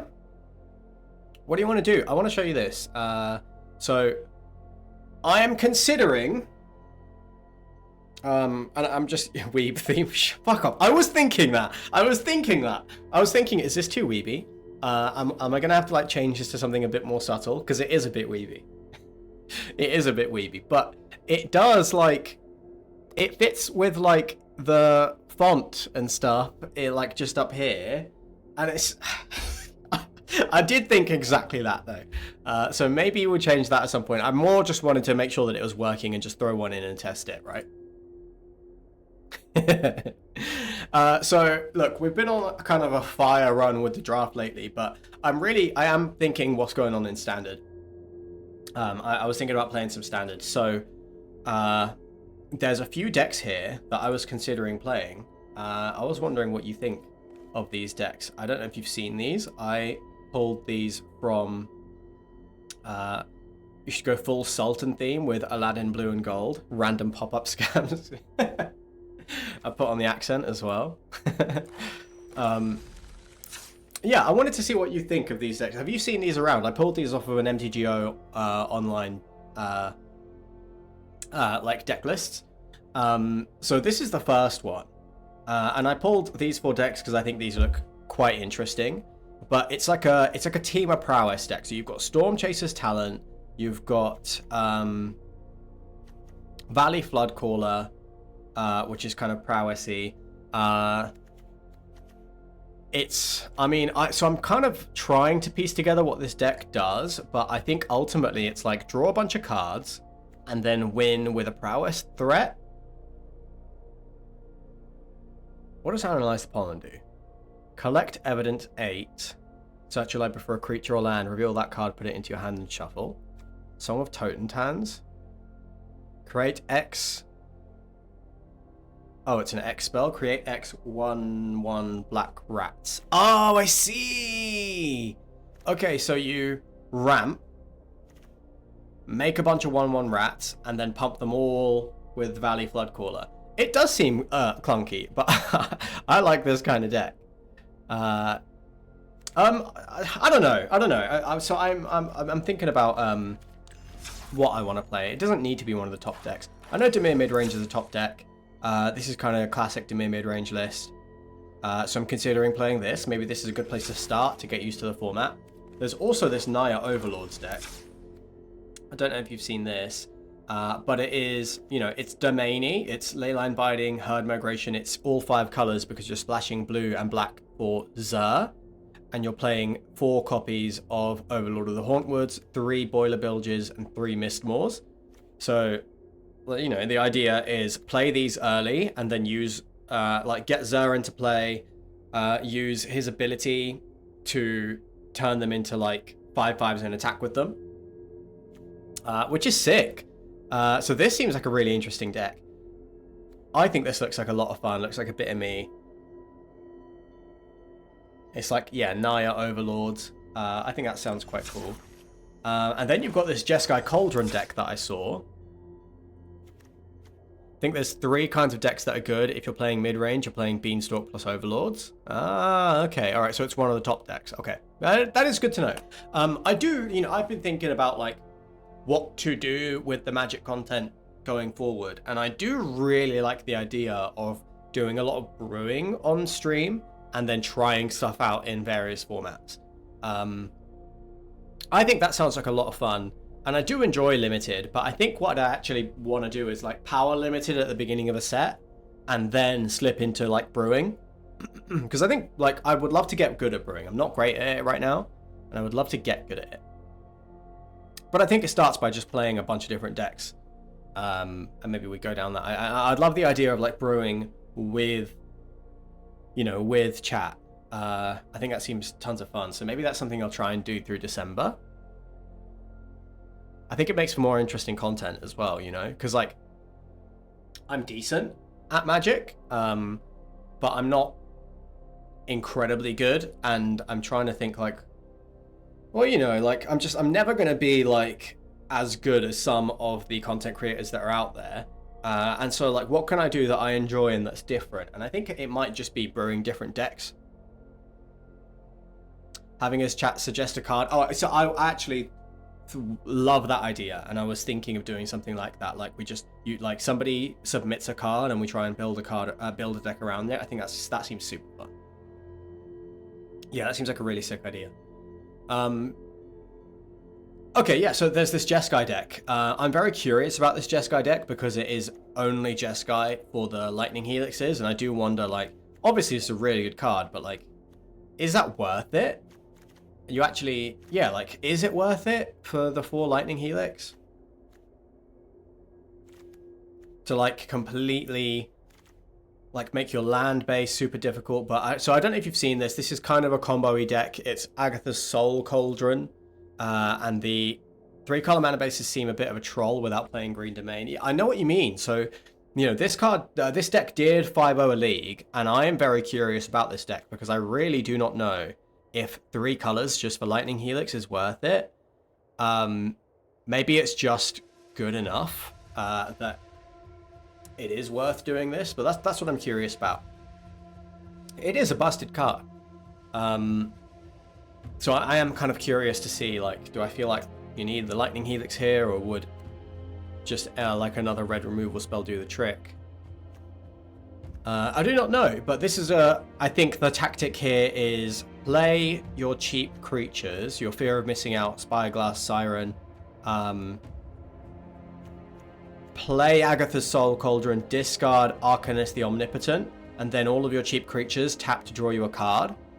If you discard a Voldaren's Thrill Seeker, then all of your creatures sacrifice themselves to like, they become removal spells.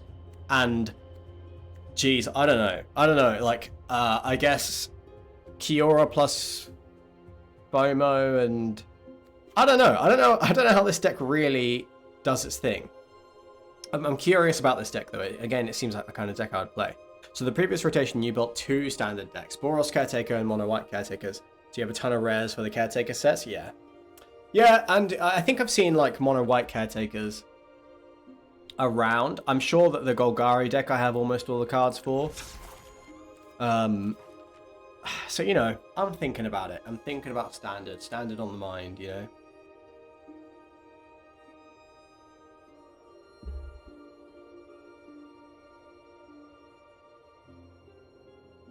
I think top deck is Golgari or Dimir. That is interesting. Yeah, I think I have seen a lot of Dimir around.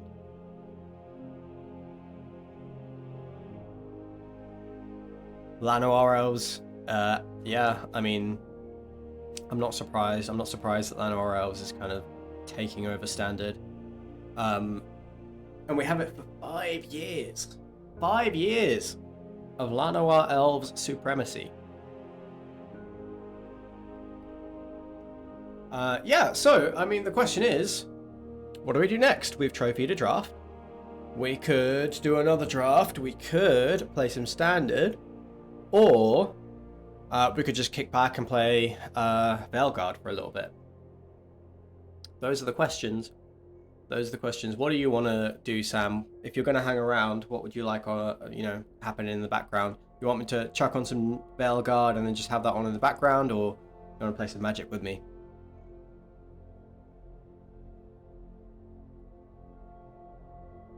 It's totally up to you, my man. Well, that's all right. Fine. If I have to make a decision,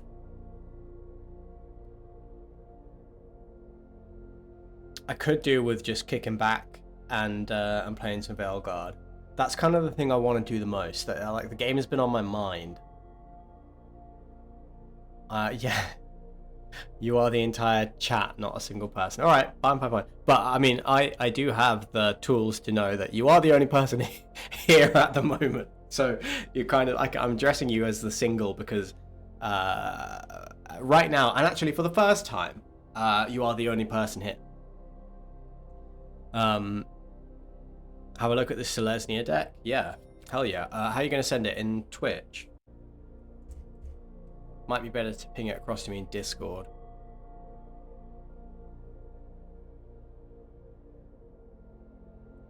Fucking Discord.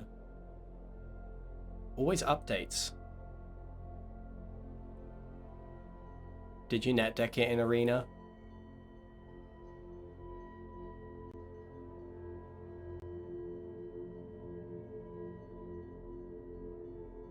Alright. Yeah, Discord's open. Send it to me on Discord. It's not exactly groundbreaking. Well, yeah, fair enough. I saw a Selesnya enchantments deck floating around that I think was playing Calyx, which I think is pretty cool. And like your, I don't know, all your usual enchantment-y culprits. Import that into Arena.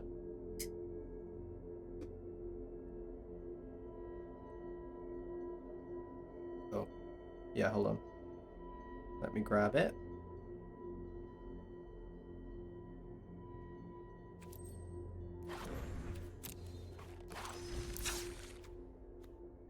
All the 1-drops are basically just tinkering with the deck. Okay, so Anissa, 4 Overlord of the Mistmoors, 4 Overlord of the Hauntwoods, Sunfall, Caretaker's Talent, Get Lost, poor patch formation main deck, but it is best of 3, isn't it? 4 up the beanstalk, analyze the pollen, authority of the consoles just 1. 4 insidious fungus, and 4 Lanoir elves. That's pretty awesome. Wiltleaf Liege. Oh, that's cool. That's a good sideboard card. Very interesting. And you got Elesh Norn. Oh, I see. Thrun. Thrun can't be the target of non-green spells your opponents control or abilities from non-green sources your opponents control. This seems like a really good card.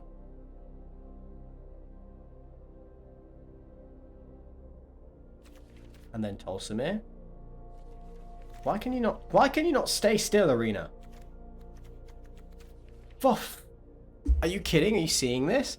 Are you seeing this? I'm going to try and view my sideboard. Oh, now it's not doing it. Fuck you. 5 mana 3/2 lifelink. When it enters, create Voya. 5/5 with trample. Whenever a wolf attacks, Pills may attack this combat. Target creature an opponent controls blocks that wolf this combat if able. Oh man, that was complicated. What is this for? Tell me about the sideboard plan. I'm decided on sideboard, but it's difficult because there's a ton of core cards in the deck. Oh yeah, I see what you mean. And actually I'm thinking of swapping out Thrun for Blightsteel Colossus. The idea of that card was to be anti-Jace control, but I think Blightsteel might be better. I did not know Blightsteel Colossus was in Standard.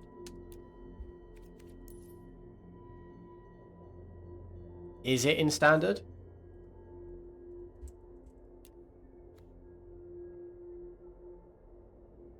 Are you thinking of Darksteel Colossus?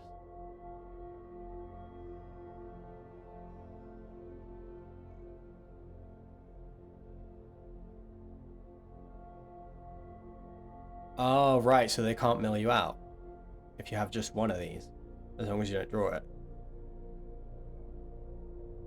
Yeah, that's pretty sick.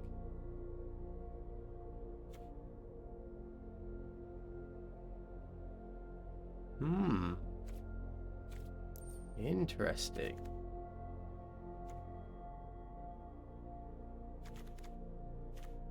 This does look like a cool deck. Does look like a cool deck.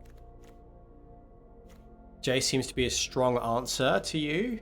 Yeah, okay, so that they survive early and then they just mill you out. Alright, that's good to know. Gotta have a tactic for beating a Jace. So if Dimir Midrange is one of the best decks in the format, let's have a look at this. So this is what people are winning with right now.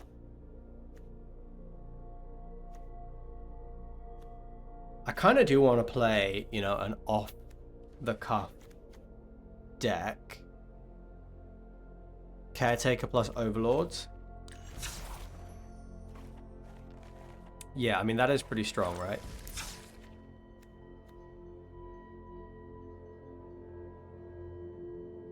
Yeah, I see, yeah. So both of these Overlords make tokens. And you can copy those tokens. I see, yeah. Yeah, you can copy the land and ramp. That's really good. That's pretty awesome.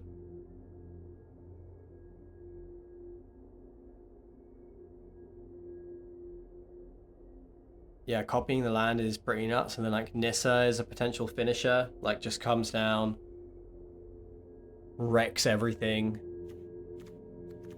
This is cool. Yeah, this is a cool deck. Brushland? Not seen. So I was out of like I missed March of the Machines and like the Brothers War. So there's like the problem with crafting anything for Standard now is that I don't have any of the good lands, which is always the painful thing, isn't it? It's always the painful bit. All the lands that you have to craft. But yeah.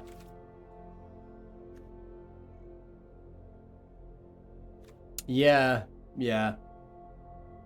I have plenty of wild cards to build a deck and I'm well within my magic budget this month, so we could definitely build a deck. Actually, have you seen that you can use gems? This is, I don't know, I would say potentially an economic win. I say that very, very lightly because I doubt it is really if you dig into it. But you can buy the championship decks with gems. Yeah, and the price, I'm assuming, is scaled to how many of the cards you have. That's what I'm assuming these discounts are. So actually, rather than crafting the Dimir mid-range deck, I'd probably just buy this and then craft the rest. And it does come with all the lands and stuff. You think it's a bit shitty? I have no doubt that it is, because I mean, like, even this 7,000 gems is what, like £40?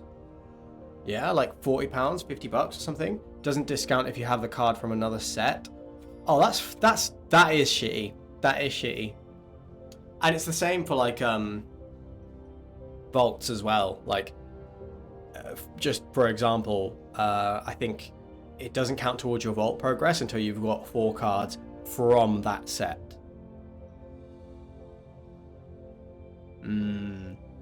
Yeah, I mean, there's no way that Wizards wouldn't find a way to make this potentially good thing stupidly shitty. That is kind of like, they're so good at that. They're so good at taking something good and then just making it absolute garbage. Still, I think this is cool. I think this is cool. And this is probably what I would do. I would probably just drop the gems on Dimir mid-range and then craft something else. What's Golgari Ramp saying? How do I not have 3 glissers? How do I not have some of these cards? How do I not have 4 Restless Cottage? I've played so much of this deck. Oh, wait. Is it?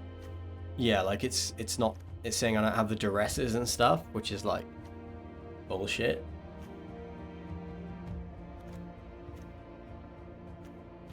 Snakes. Snakes. Yeah, so anyway, you know, I'm thinking about it. I'm considering just diving into standard, having some fun there. But I don't know what I want to play. I don't know what I want to play.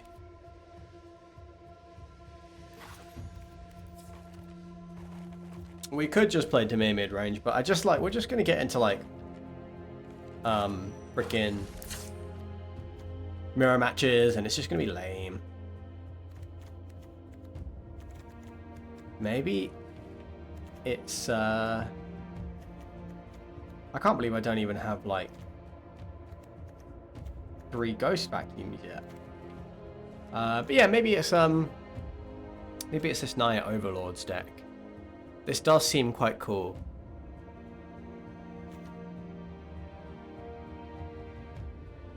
But the mana seems really tough. Maybe it's Cauldron combo with the Lightning Helix. What's in the sideboard? Lithomantic Barrage. Destroy Evil, Brotherhood's End. Sheltered by Ghost? That's a good card, eh? A couple of negates and a Pyroclasm.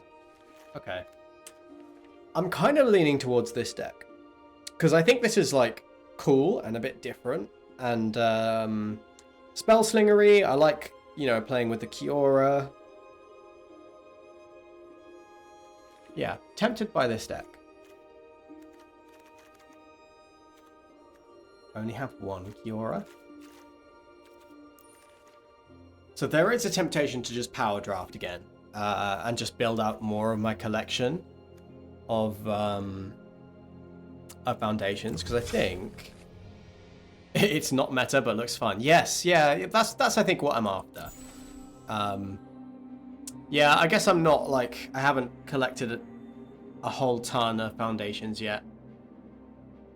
I have very few of the mythics. So yeah, I should really just be power drafting foundations a little bit more. But it does look fun. Maybe we'll just... I mean, actually, I can't even craft it. I need 2 more wild cards. Gross. Gross. Maybe we cut the lightning helixes and then cut the lands. Yeah, I mean, that would be the budget substitute, I think, is drop the lightning helix and then drop the rare lands. Oh, the art I have in there is rare.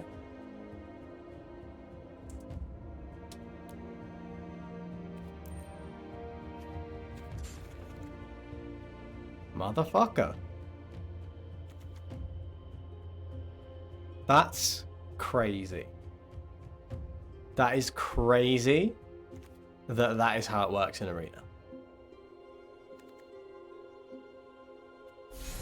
That is crazy. I cannot believe that. I cannot believe that.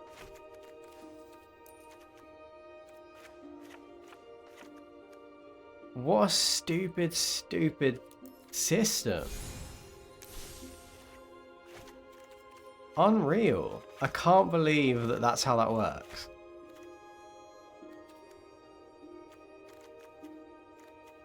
Just such snakes. Like, what absolutely dog shit economy design.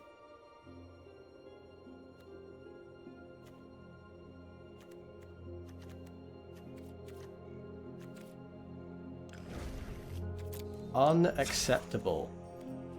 Wait, yeah, now we could drop. Now we could play this deck. Do we want to do it?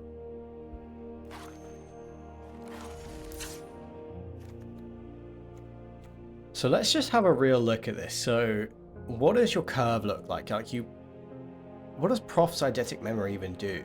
2 mana enchantment, legendary, draw a card, you have no maximum hand size at the beginning of combat on your turn. If you've drawn more than 1 card this turn, put that many counters on a creature. Okay. And then like Steam Core Scholar, draw 2, discard 2 unless you discard an instant or sorcery or a creature with flying. So you're looking for ways to discard. Jesus, I don't know. This is this good? Is this good? It doesn't look good. I don't think the Scholar is good at all. What is this doing in the deck? 4 Steam Core Scholars. You play it, you draw 2, you discard, like, you're probably discarding 2.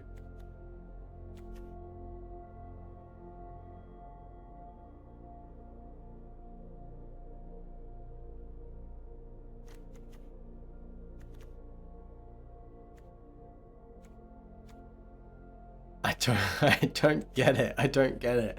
I don't know why this is in the deck.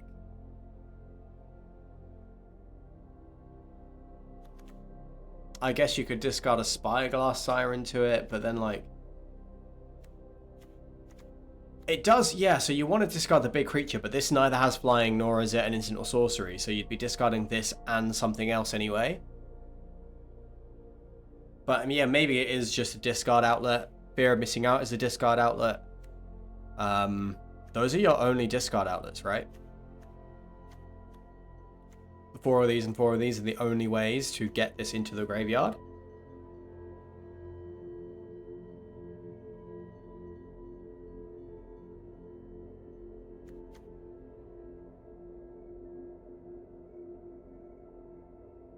You want to spread your 1/1 counters among all of your creatures, and then use them to draw a bunch of cards, and then with those cards you keep growing your creatures and get a massive attack in with Fear of Missing Out. If you have multiple Fear of Missing Out, do you get multiple more combat steps? Or do you always only get 1?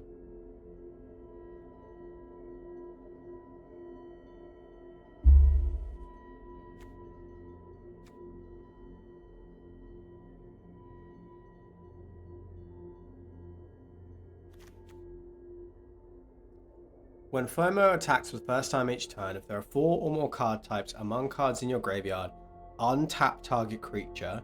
After this phase, there is an additional combat phase. I don't know. Yeah, I can't figure it. Each one would make it so that each one would give you an extra combat phase, but it does, because the wording is not take an additional combat phase after this one. It is after this phase there is an additional combat phase, which kind of sounds to me like multiples become just one. I know, right? Like, this really does feel like it could just be an Izzet deck.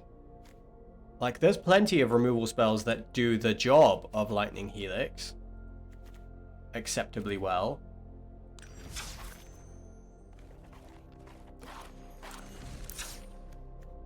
But maybe Naya Overlords.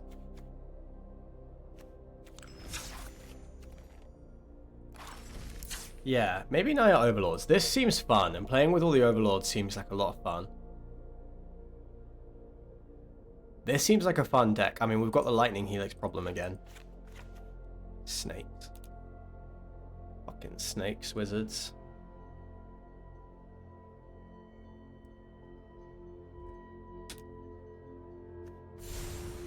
No, get it out. You motherfuckers. Can't believe they do that. 2, 3 in there, 1 in there. Beanstalk's where it's at? Yeah.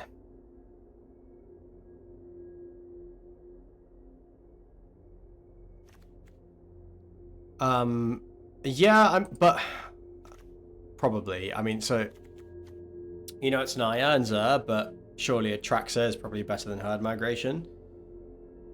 I guess, but maybe that's what we're gonna find out. Maybe that's what we're gonna find out.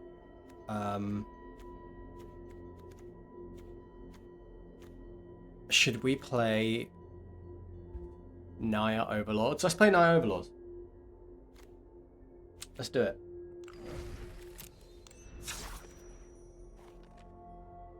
Gonna cost me 22 rare wildcards. That's nothing. Alright, I'm gonna sit down. Sit down and that's the stuff. Take the weight off your feet. Hang on, I'm hanging on. Oh, well maybe, but I'm not that fussed. I'm not, you know, I don't want to be privileged, but I'm not too fussed about about making it more budget friendly. Like, I have the wildcards to play it, and yeah, I'm fine dropping the wildcards on this. If this is what is working for people, I don't know. Yeah, I'm fine to build it. These are all cards, like, rotation is not for ages, so and looking at all these cards, these are all cards that are probably going to continue to see play. Sunfall, Get Lost, Leyline Binding, all of the lands.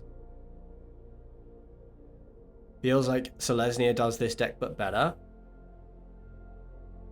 Yeah, so the desert, the hesitation is that, like, I just think 5 colors is going to be really hard to properly make work. But you do only need, it for Zer.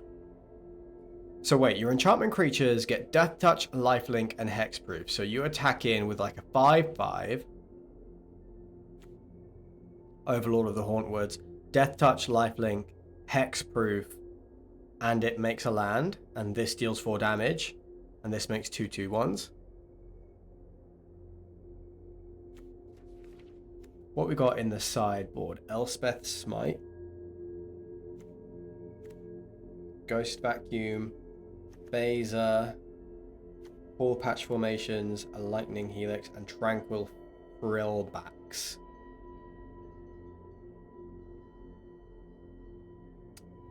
So what would be the sideboard plan? Against aggro, I guess you're bringing in Beza and Frillbacks and cutting the...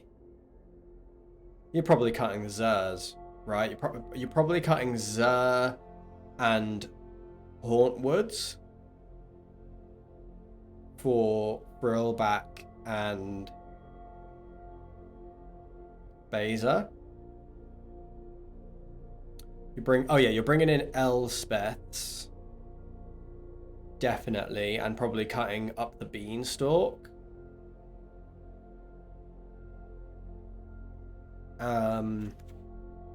Ghost Vacuum for the Graveyard Hate. Paw Patch Formation for when it's good. Or the Mirror Match, I suppose.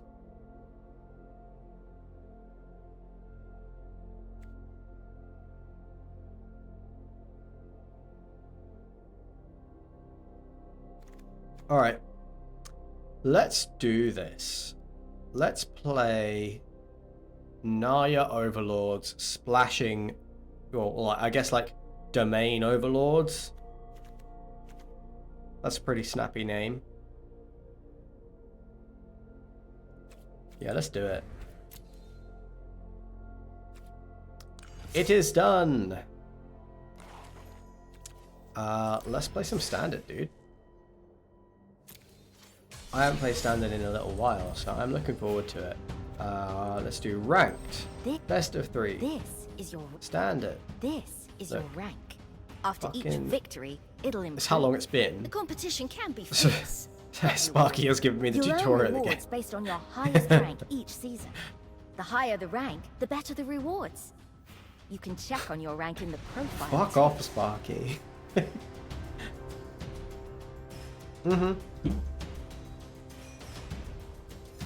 All my homies hate Sparky.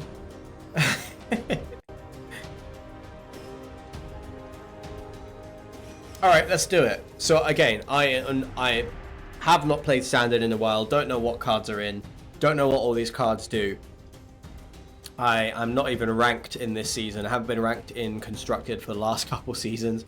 But forget about it. We're just going to dive in and play.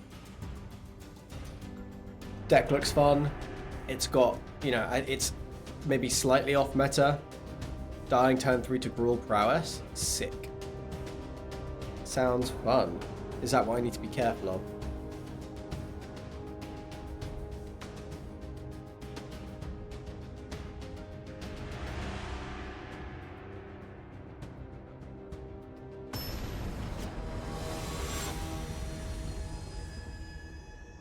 Ymir is potent. Well, yeah, we'll see. Like, this deck is not going to do very well against counter spells and stuff. Okay, so wait, Cavern of Souls, naming, Avatar, or Horror, I suppose. We have a red-white land. Is this a keep?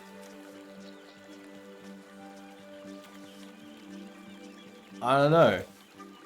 Let's find out. I guess we'll play Elegant Parlor. We'll try and find a green land. That's the most important thing. Deep Cavern back. Probably gets the Leyline Binding.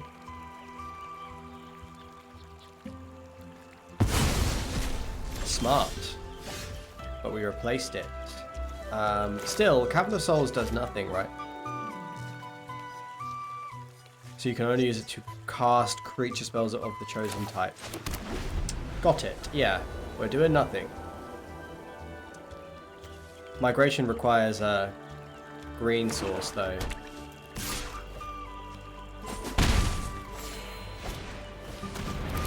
Sasha, oh god, we are in trouble.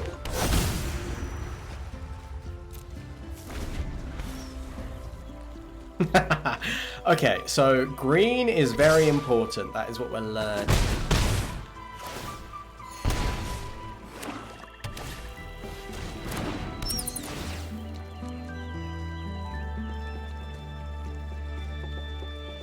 Yes, yeah. So definitely mull if we don't have any early plays, or we don't have green.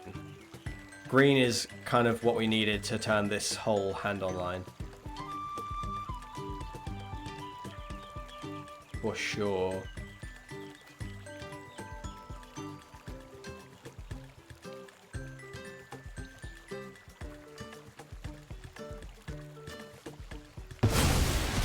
Take the Sunfall. But this is fine. Like, if we go land... No, never mind. Alright, that'll do. If we went land, Leyline Binding, take down the Slasher, and then into... I don't know. Something else. Into Overlord of the Mistmoors, block the bats, that would have been like... I guess that would have been fine. So against Mono Black... Elspeth's Smite seems good against the Slasher.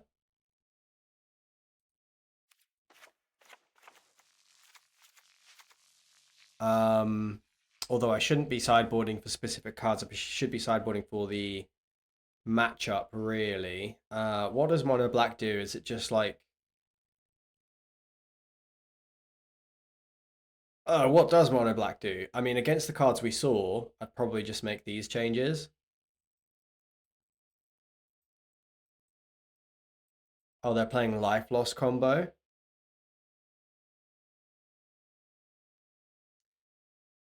Do I need Get Lost in, then, instead of Lightning Helix? I'm not really even sure what the Life Loss combo is. Paw Patch Formation? Nah. Alright, Get Lost stays. Life Loss combo. Maybe Leyline Binding. No, that's too good. Alright, forget it. We've got 4 Sunfalls in the deck. That'll deal with the Slasher. Let's just not even sideboard. Let's just go again. I'm feeling good about this one, though. So I mulligan this, right? I keep this. This is a very good hand.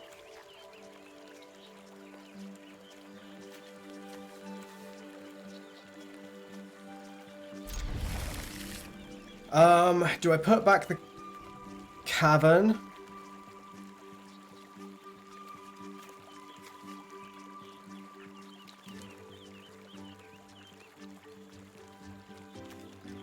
Yeah, they are likely to bat one. Do I put back the Cavern? I guess I can put back the Sunfall. I'm going to put back the Cavern. You drop the Binding. Oh, yeah, I guess, yeah, I have 2 land types. 1 land type. Oh, right. Each basic land type among types you control, so that's just 1. Yeah, okay, drop Binding. Okay, I see.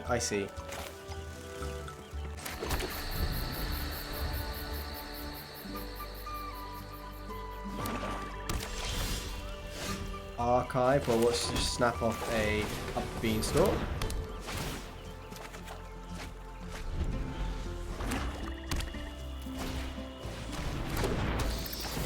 Bat gets the other Beanstalk. Maybe they take the Sunfall, don't think so though.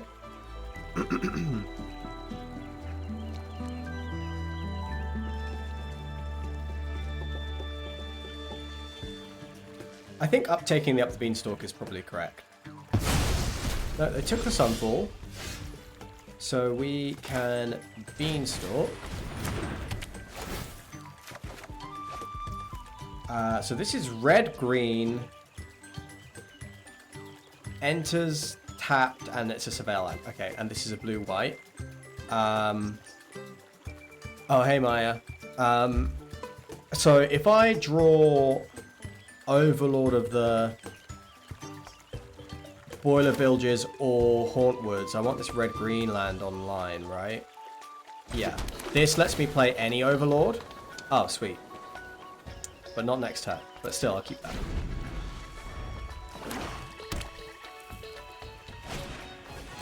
Starscape Cleric. Whenever you gain life, each opponent loses life. Okay, so that's a combo piece. So we'll go Meticulous Archive. Don't need another Cavern of Souls. Oh, wait. Oh, I could have impendinged that. Oh, yeah. Oh, okay. Right. Learning what these cards do.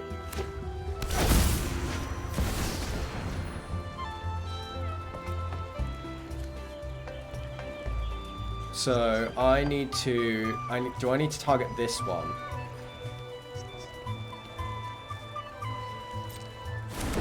Yeah, I need to get lost this one. So it's a good thing that we did not impend the Overlord of the Hauntwoods. Pro move.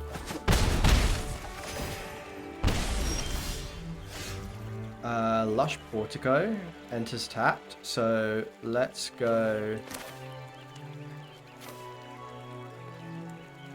I guess we'll play the Cavern of Souls. We'll name Avatar.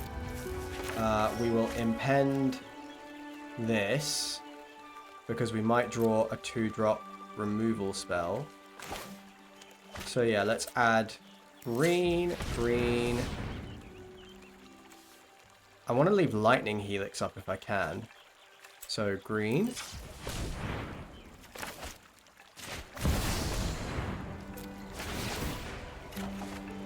No, I want to leave Lightning Helix up. That turned out not to really be worth it. That's not a sorcery speed, is it?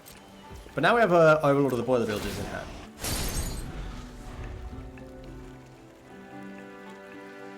Because yeah, if they're playing Life Loss combo, then I think we need to keep interaction up if we can. Starscape Cleric. A second one.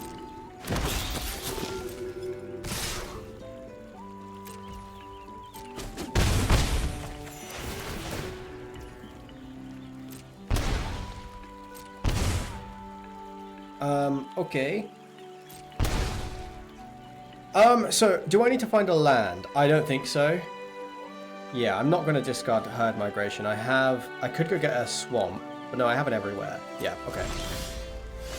So what I do here is I should get a swamp. No, we have an everywhere, so I think this is fine. And I still think I impend this, take this down, and hold up a Lightning Helix. Yeah, so red, this isn't everywhere, so 1, 2, 3.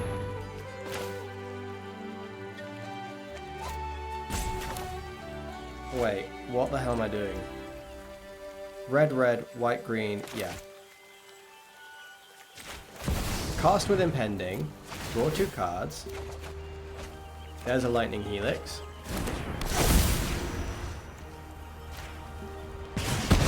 You're 4 damage there, get our Sunfall back, hold up Lightning Helix, drop the Shadowy Backstreet. We don't need land. End the turn.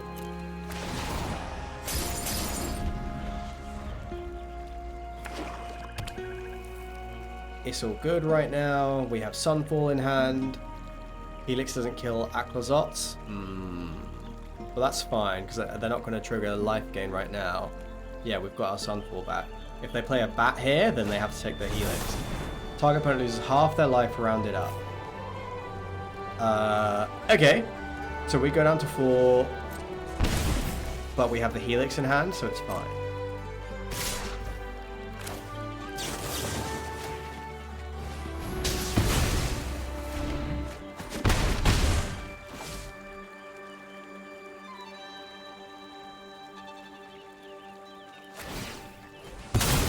Okay.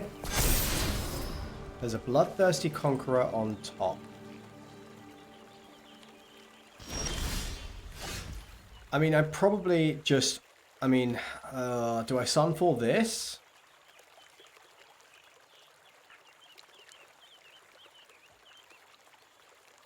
Do I Sunfall this? Yeah, do I Sunfall this board? Maybe. Can I beat this if they play it? Kills me the moment it comes down. Flying death touch. When an opponent loses life, you gain that much life. I see. So I do Sunfall this.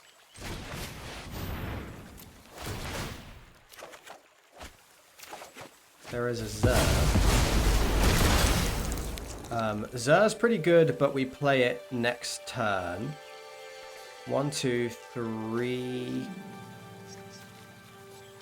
So I guess I'll just Lush Portico. Back up Xur. You can back up Xur.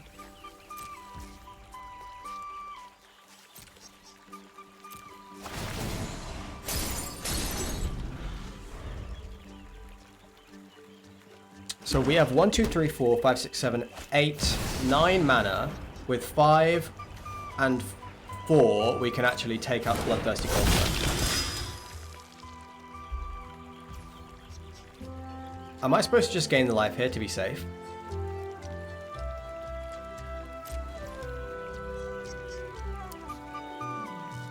No, not just yet.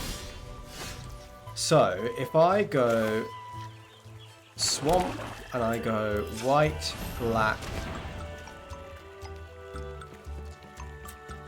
blue, Xur.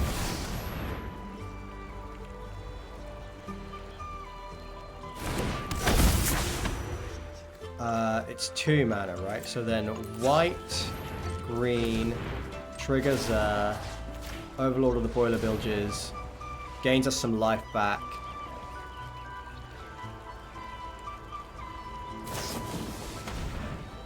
Non-token creature of their choice. We have a backup Xur, so we can sack the Xur. This attacks. We deal 4.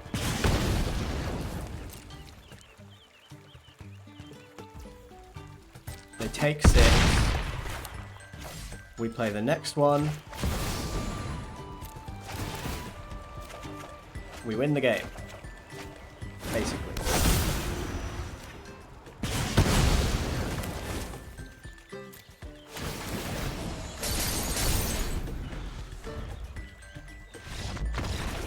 Okay! The deck is good!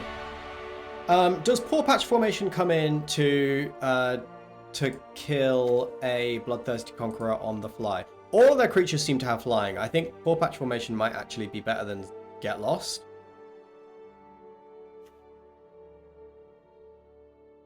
Yeah, kills the Conqueror, the Aquazots, all their bats. Is it better than Lightning Helix? Yeah, I think it probably is better than Lightning Helix. Helix does not kill their combo pieces. The bats have, the bats like have offspring, so that their, Helix isn't so useful there. Okay, I'm playing super slow because I need to read all these cards, but I'm starting to get it. We are. Again, playing Standard for the first time in a long time. This is probably... Opponent goes first. If we draw any land, then we can Haunt Woods. We can Herd Migration on 2. So this is... no, we don't have green. We have no green. Okay, so this is a Mull. Gross. This is a keep. And, 3 tap lands is pretty grim. I think that the Backstreet or the Archive can go back.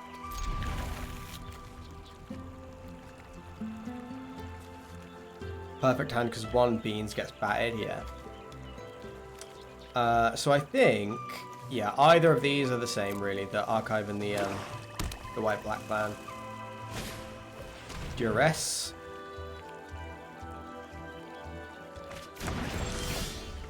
Herd Migration is good. Let's go Portico. I think we keep that removal spell.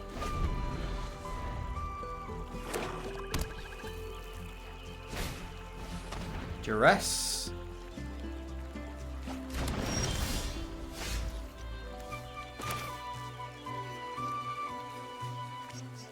I'm going to Cavern of Souls here. Name Avatar. So we can hold up Get Lost or Herd Migration. Slasher.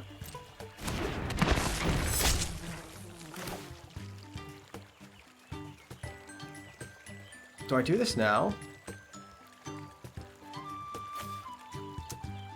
And go get... Wait, so this is second white. I do need a second green. I'm going to do this now. What am I supposed to get? I have green, white, and one for all of the... So I think I'm supposed to take the swamp. There is an Overlord of the Hauntwoods, which I can cast. And this is going to deal a ton of damage to it. I do need... Do I need to kill this? I think no, because I think I can go swamp and then ramp. And then I have Sunfall next turn if I draw a land, which I think I can take a hit off this thing. Oh, I just die? Ah, okay. Alright. I see. Okay. Now I understand. Now I understand how that combo works. So yeah, I was just supposed to hold up to Get Lost. Bloodletter of Akhlazotz. Alright. I see. That's cool. That's cool. That's fine. That was our kind of learning experience with that deck. We will get the hang of it. We're definitely still in early experiments with Standard. Let's go. Let's go again.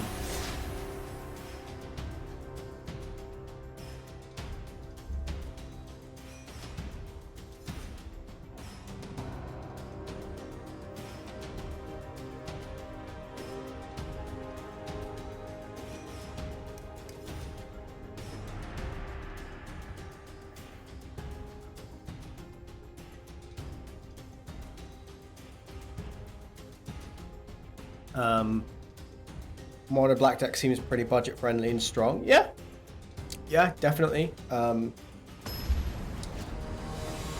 I was kind of like, I had some fringe awareness of that combo, but now I know how to play around it.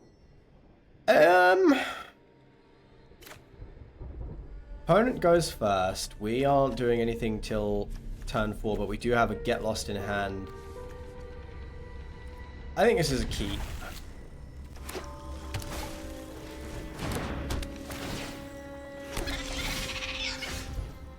I think Lush Portico is pretty great here. Am I taking Herd Migration? I have green, white, black, and red. Is this going to be probably... Yeah, I'm going to keep that. Do I need to Get Lost this? Maybe if they level it up, I will, but not right now. So I need to go Plains and up the Beanstalk. Opponent on that Teamer deck? Yeah, I think they might be. And then next turn we can play... Oh, another Up the Beanstalk. I like that. So next turn, this is a Elegant Parlor. Leyline Binding. I have one basic land. This doesn't seem good. Oh, but oh no, this is good because I have a... No, I'm gonna bin this because I don't have a... Oh wait, I do. Oh, Forest Plains. Oh, okay, I should have kept that. Okay, alright. Yeah, should have kept the binding. Alright, understood. Right, still, we're going to just up the Beanstalk. They might have a counter spell here.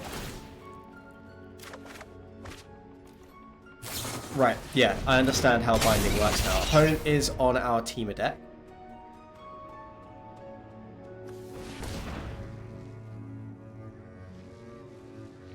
So, yeah, okay, so yeah, I was thinking I bin the binding because I don't have a...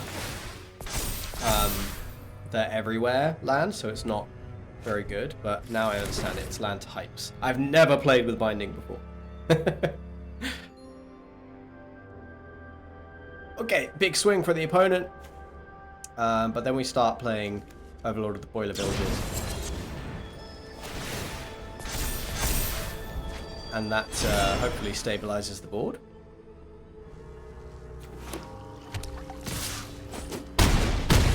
Big hit. So, actually, do I have an untapped land? I don't. I don't have an untapped land. That's grim. That is grim. And I don't have double red either.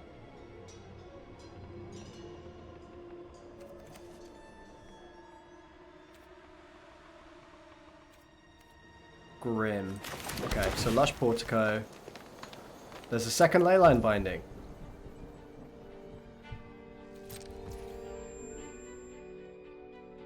Am I supposed to just get rid of this thing now? I think I am supposed to get rid of it now. Oh, I could have gained the life played and untapped land held up. Yeah, lost. Yeah, that would have been better. But I think I have to get rid of this now, because any non-creature spells they cast are going to give this double prowess. So I'm going to eliminate this right now. Yeah, I see. Yeah, so Herd Migration into Get Lost would have been better. Steaming Sauna. No sweat, don't mind seeing that.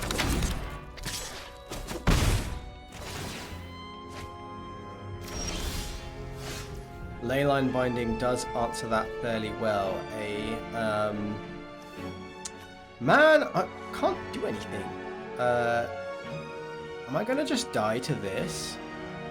I guess I'm supposed to hold up the Leyline Binding and go and get a mountain.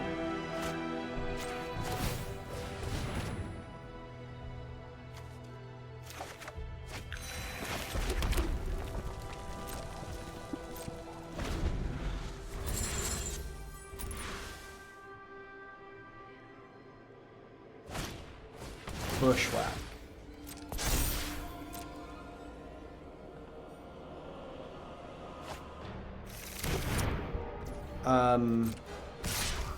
Could I do that last turn, Sam? Like, I'll take the 2 here.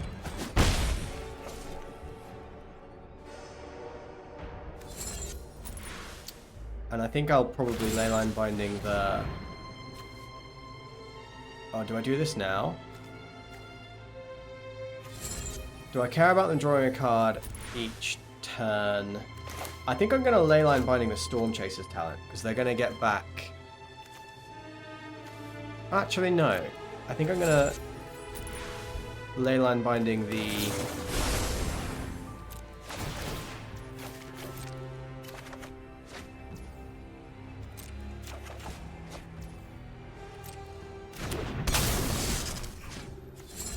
Steaming Sauna.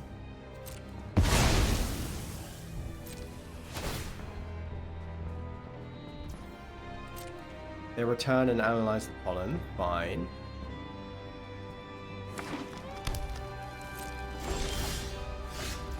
Hushwood Verge is an untapped land. We have 5, 6, so we can... But I could do... That impends for 4. So I could play this as a blocker. And then I'd have 2... No, that's not enough. I need to impend one of these. Impend 1 for 3. And then I would have 4 lands. Yeah, okay. So this is white, green, green, impend. Oh, you're saying play Red Overlord and then just go? I think it's... Oh, this comes in tapped, motherfucker. Okay, that's fine. We will discard this Hushwood Verge. Okay, but we have Herd Migration and Leyline Binding up. Storm Chaser's talent.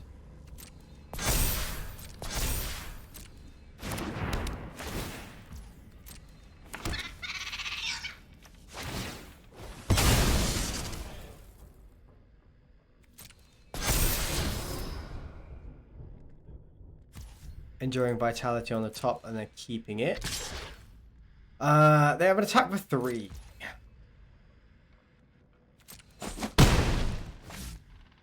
I mean, what do they do against a hardcast herd migration? Like, what do they do about that? If I leyline binding... Nothing. 1, 2, 3. Yeah, I don't need to, right? I can just cast herd migration here.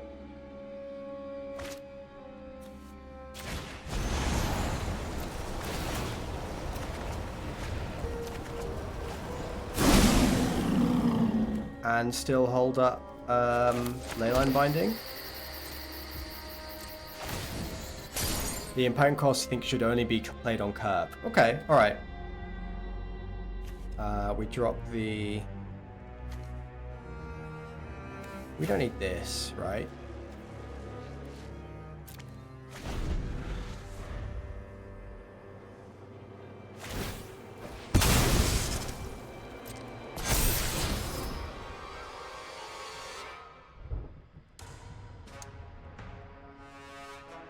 Bitter Reunion on the top.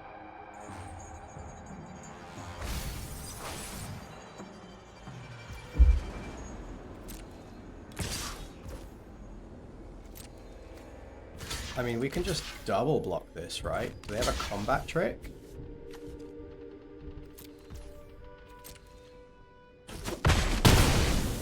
Okay. I don't know what that attack was. I don't know if I'm missing something there.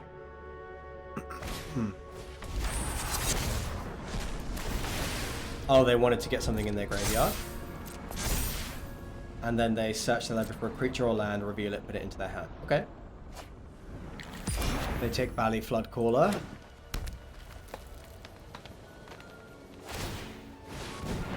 They level up that class. I will now leyline binding that. How many cards I've got? 35.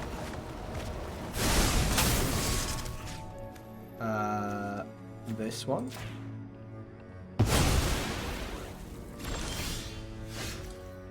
Lightning Helix is good. Okay, yeah. Okay, I mean, we won, but it was messy as heck. I'm definitely still figuring out what these cards even do. So Ghost Vacuum might be worth bringing in here. They do play Analyze the Pollen. They do have a lot of flashback stuff. However, against this Prowess deck...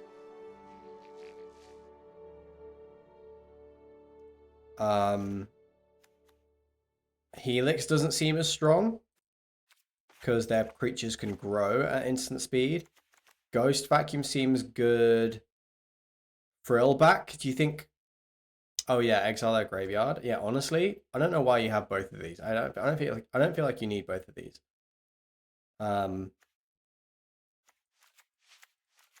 Yeah, Frillback seems strong all around, right? Just a good card. Let's do that. Yeah, Ghost Vacuum does seem weird. I really don't know if it's... I don't know if it's good. Like, it's fine. Okay, so this isn't good. Do we trust the process? No.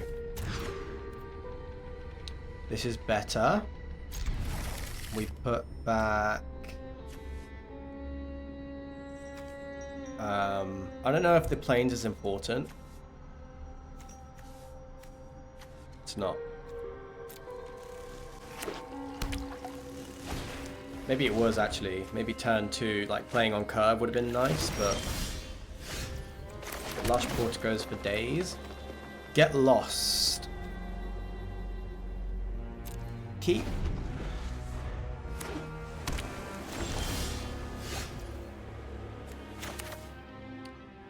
Red Greenland.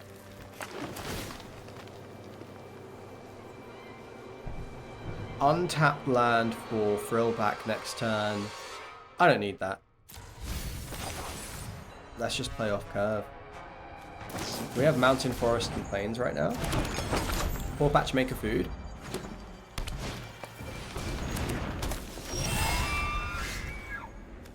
Enduring Vitality on curve. We can just get rid of it. Is that important?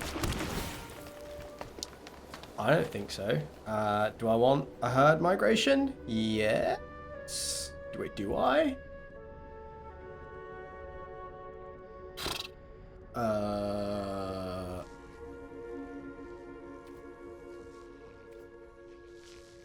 Yeah, I'm going to keep the herd migration. And do I need to get lost this? I don't think so. It's ramping them for 1 right now. I'm going to just up the beanstalk here.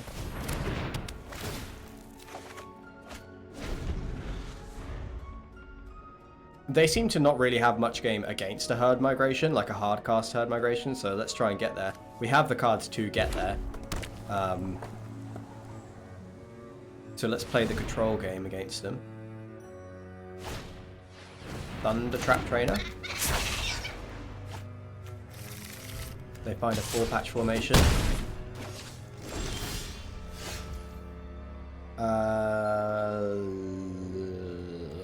Okay. I don't need to exile their graveyard yet.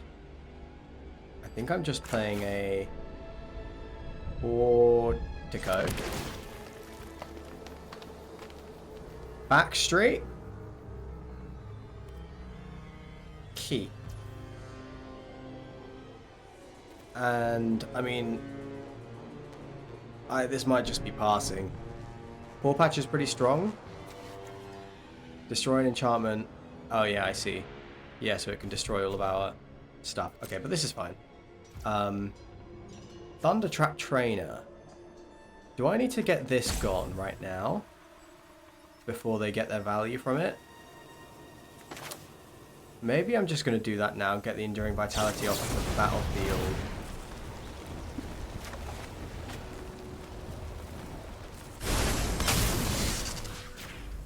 Cut off their ramp. 4-patch formation destroy. Oh, okay. Right. Yeah. That makes sense.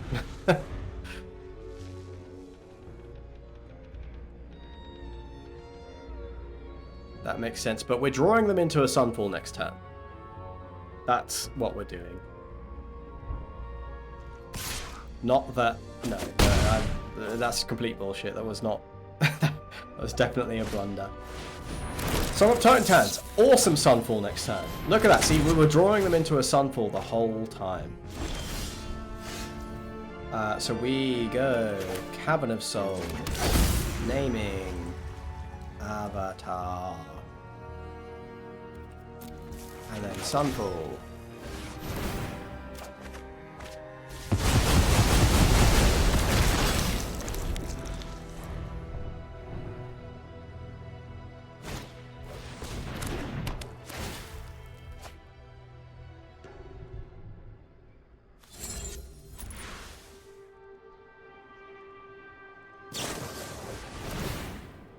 Yep. Smart. Bounce these two. Sure thing. They seem to be struggling. Like, they seem to be having to work to hit lands, but I guess the Steaming Sauna is going to fix that problem for them. I mean, this is probably just Overlord. Hardcast Overlord is fine, right? Do I want to exile their graveyard now? No, we don't need to yet. Let's Hardcast Overlord. Draw the card. Let's get the Backstreet online. Another Sunfall. Probably worth having in the pocket.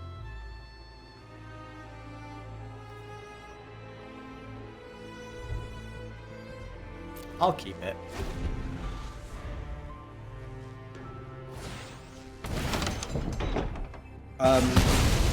Well, so the reason to use Binding at sorcery speed there was because their creatures would untap and they'd have access to a bunch more mana. But yeah, you know, maybe that still isn't right. Wait, what happened to my... Oh, they countered? Wait, what happened to the Overlord of the Hauntwoods? Did they counter it? Oh, they used the room? Oh, right. Okay. I understand. Okay. Yeah, what are they going to do against a herd migration? They seem to have a hard time against herd migration. So let's just let them have it.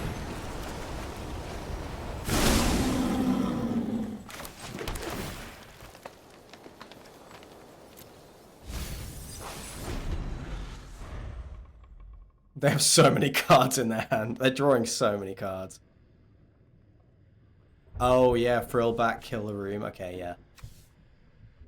Oh, there's so many new cards that are, like, I'm having to think about right now. I'm going to have to practice off-stream.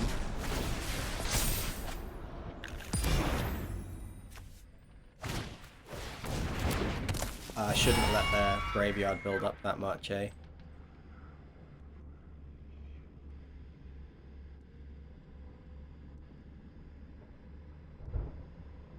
Hello, cat. You returned.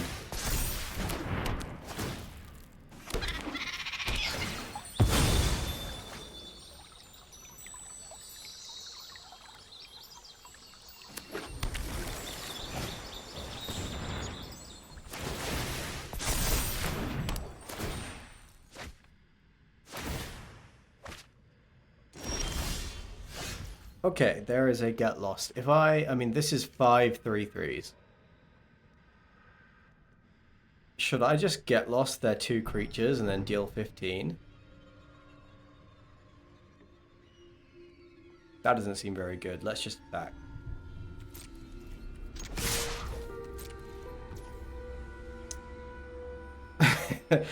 Do I leyline binding this now?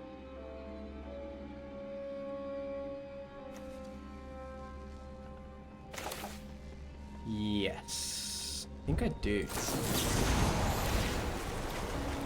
I wish I had the other upper beanstalk on the battlefield when I did this. But this is fine. Okay, they go down to 5. We have Get Lost and Get Lost up. I think I'm fine with just up the beanstalk.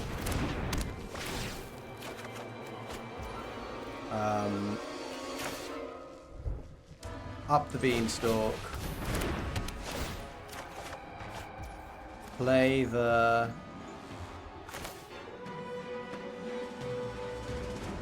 this, and then hold up double Get Lost.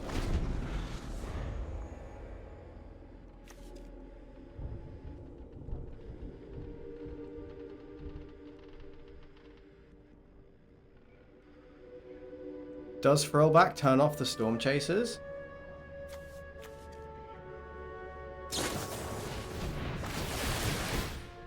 They're going to bounce the Leyline Binding to get their Enduring Vitality back.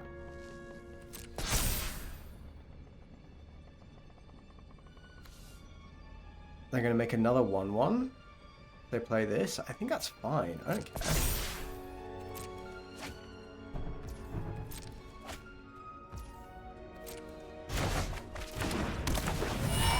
I kind of feel like this is not a problem for me.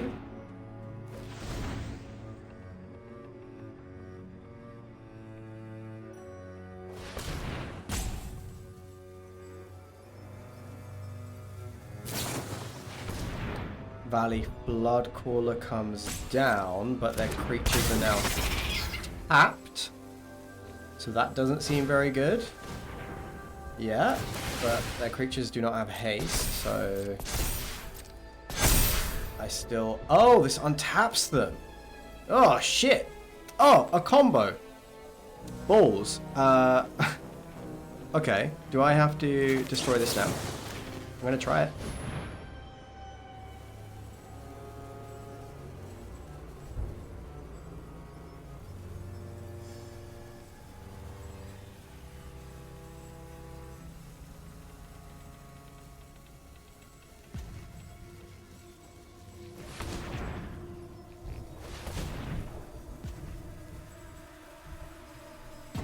Yeah, okay, so I should have destroyed this immediately.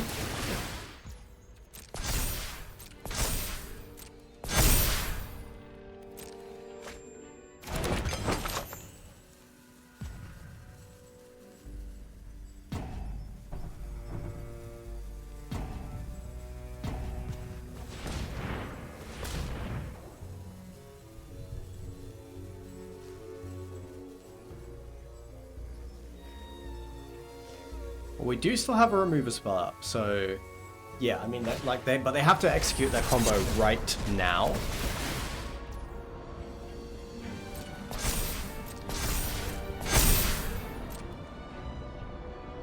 Or maybe not. I don't know. Do they just have like an infinite combo here? There's another Valley Bloodcaller.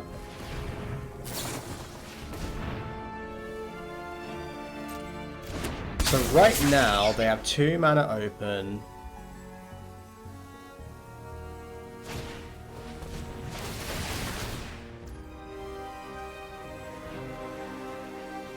I have to... This is all just going to happen, isn't it? Yeah. They can get one of these to... Oh, I mean, this is just lethal. Motherfucker. Okay, so I needed to kill this earlier before they...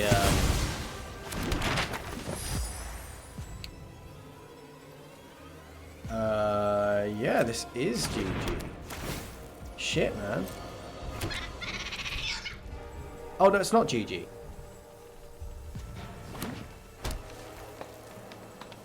Because, well...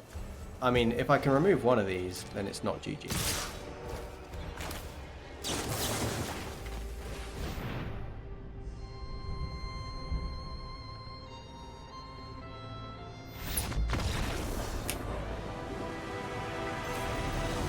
Victory!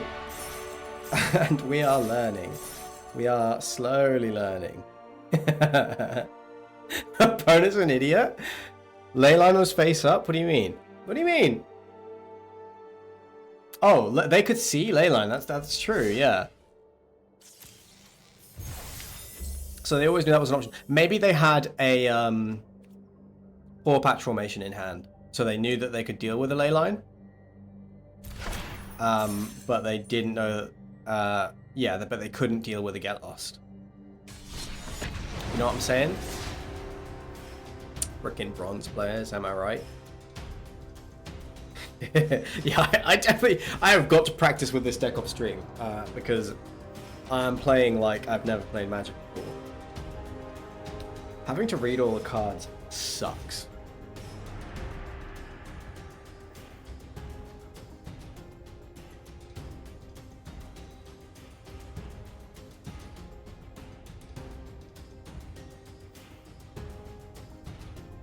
Thinking about what to eat.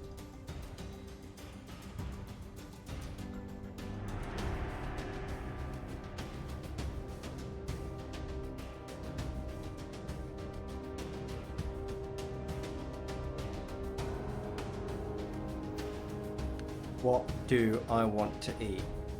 I think it looks like I might be ordering some food for tonight. What's it going to be?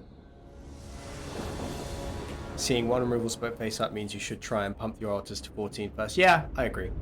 Yeah. Okay, we'll play.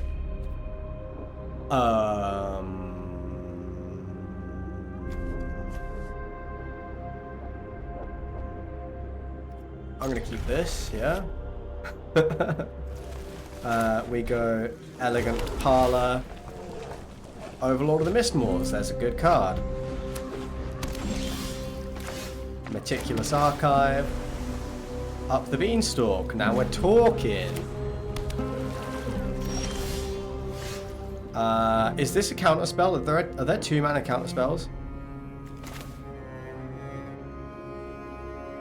Don't beans.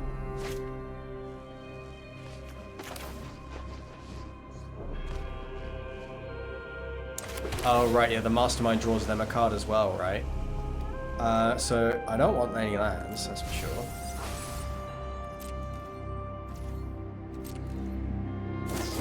Aha! Mastermind comes in, and I Lightning Helix it. And then next turn I can Cavern of Souls and Mistmoors.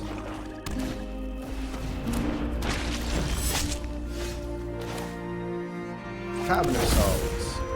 Avatar. Cast with Impending. You should play Standard. Definitely you should play Standard if you're not. Am I double blocking?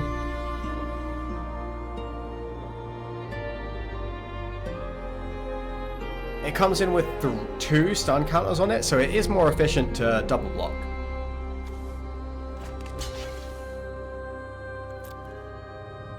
But if they have a single removal spell, then it is slightly worse.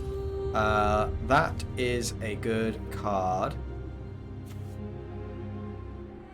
Can I up the beanstalk and do it? I can't.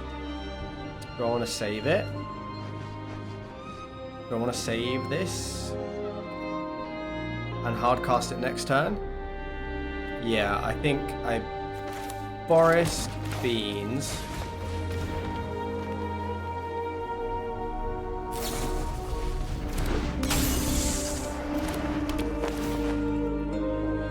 They get a draw. Fine. But then no attacks. And then we just start hard casting Overlords. Blood Pit's Drowner doesn't... Yeah, I mean, I guess they want to get their hit in with the Unstoppable Slasher, but I think this is fine. There's a Zer. Yeah, so we go Cavern of Souls. We can name Wizard.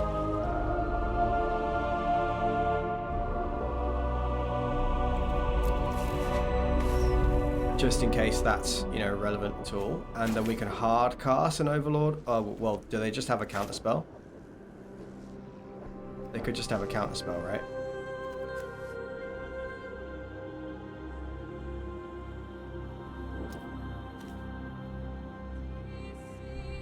Oh, that's fine, because we have 1 on Avatar and 1 on Wizard. They're on 4 mana. I could just play Zer and animate the Overlord. That might be better.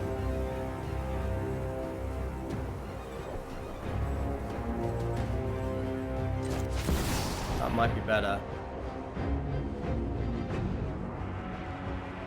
Because if they had the counterspell here, then there was nothing I could really do anyway, right?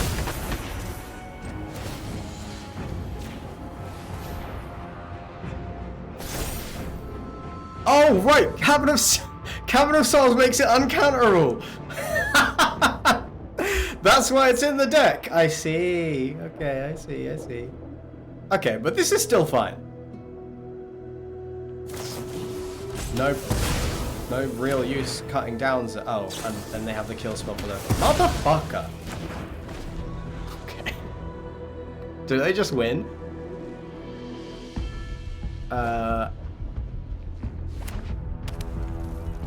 Yeah, this is just lethal, right?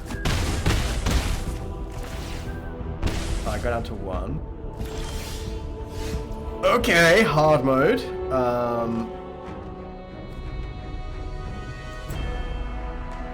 Do I need to make blockers and hold up a kill spell? Probably. I probably do.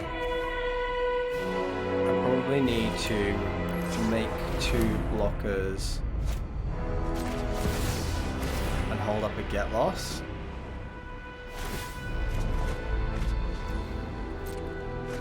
Airy Mastermind is unfair, man. This seems like some kind of bullshit.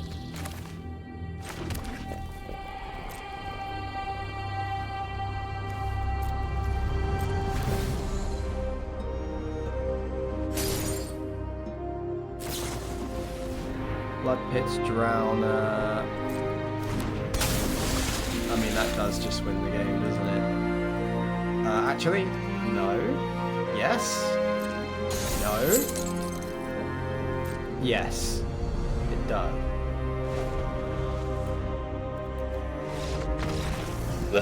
Okay. Alright. Okay. So I think I need smites. I think I need... I mean, Ghost Vacuum can actually snipe a slasher, but that doesn't seem that good. Smite is probably better than Get Lost.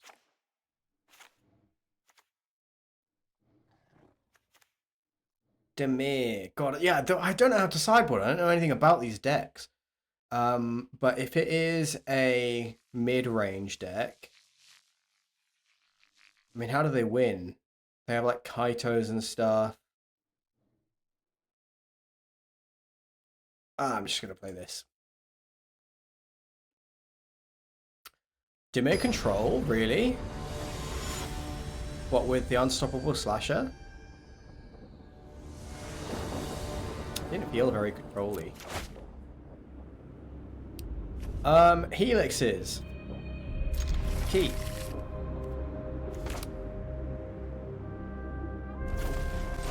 Portico into Thornspire is good. Land is... Fourth land is good. But I think I can bin that. Because it would be our... Like, we don't need another green source. Oh, they're playing the Demon Enchantment. But we're going to draw a Portico anyway.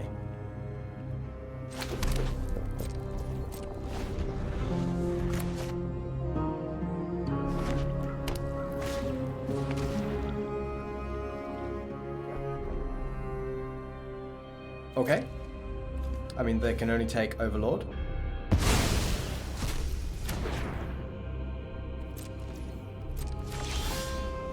Up the Beanstalk is good. Let's get our Surveil first. Let's keep that on top. See if they have any more hand hate.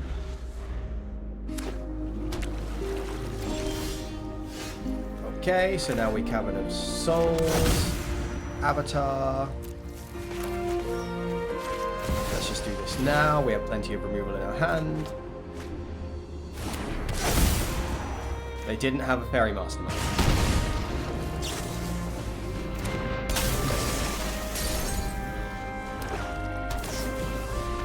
Enduring Curiosity, okay. So Smite. Oh, this has to attack. Okay, so this is a tapped land. So let's go Beanstalk.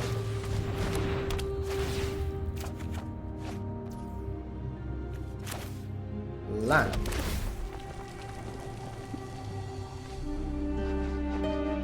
Don't need that. This is an instant. Yeah, okay.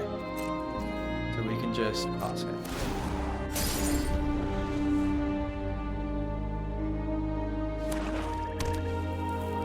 Sunfall should have been sideboarded out. Yeah, I can see that. It's way too fragile, isn't it? Against their counter spells, way too soft. So we just Lightning Helix this thing.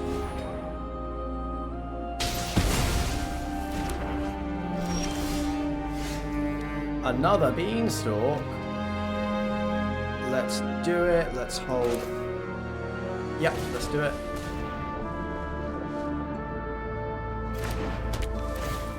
Hold up the Leyline Binding. It's a Fairy Mastermind. Let's be careful here, because let's kill this thing.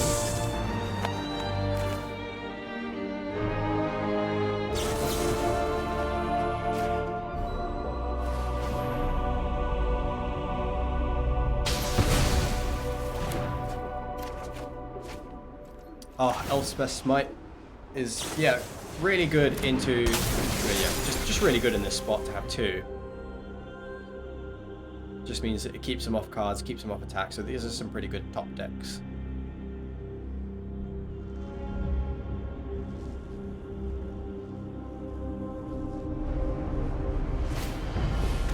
Gix's command, 2+1/+1 counters on a creature, gains lifelink. And they get back their Fairy Mastermind and Bloodpit's Drowner. Okay. Well,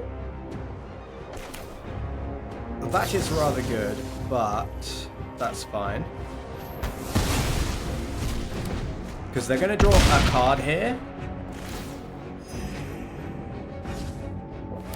But then it's fine. Like, they're going to... I think they might play into the Sunfall. To be honest.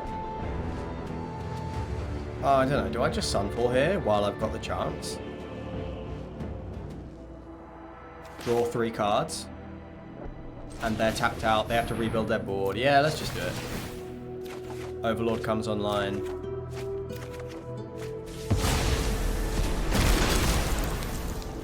Let's play the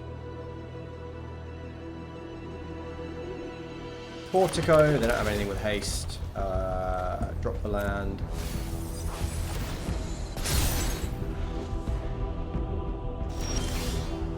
They're just going to pass the turn. We are going to... Well, I mean, we could drop...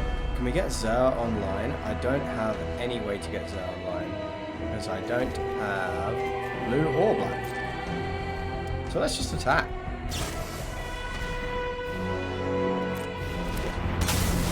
We're going to shuffle this away.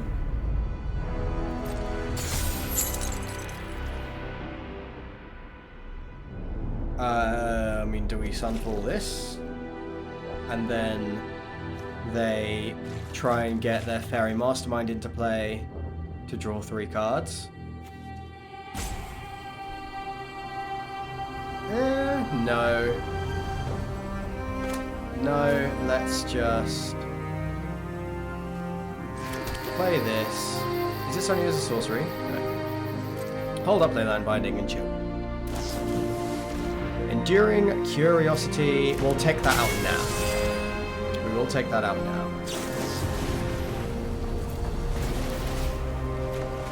Because they're tapped out, they can't play the Mastermind, and now they can't protect it.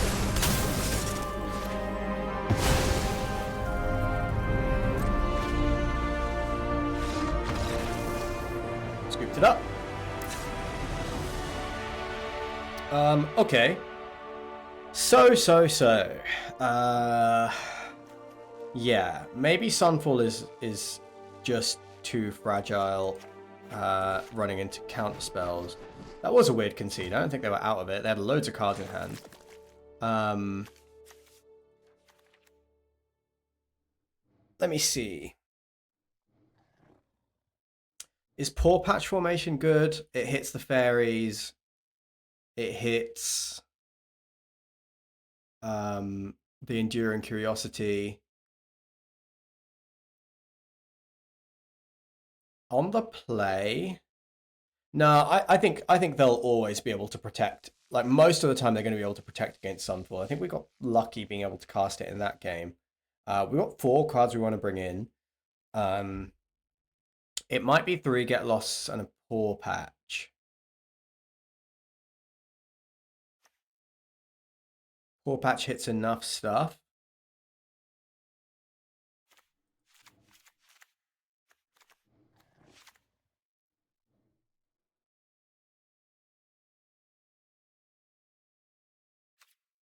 Is Paw Patch better than Get Lost? Get Lost answers the Flood Pits Drowner, which I don't really care about, and the Unstoppable Slasher.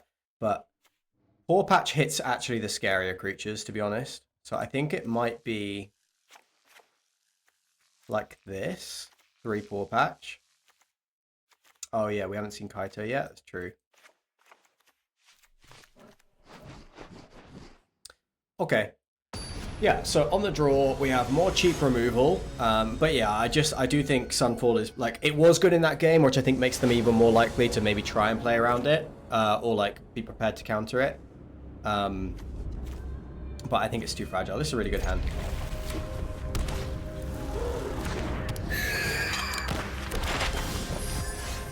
This is not a really good hand. Actually, no, this is fine. Because we can go find a forest and turn them both on. And we have Herd Migration in hand. Well, Sunfall's looking pretty nice right now. Beanstalk?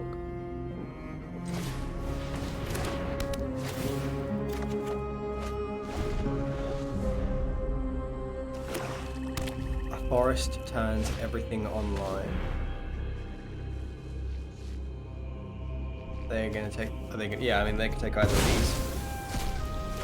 Fine, whatever.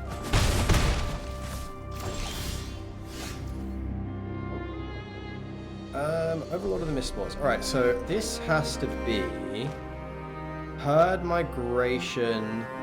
We can play Hushwood Verge, hold up Herd Migration. No. I think I just get the forest.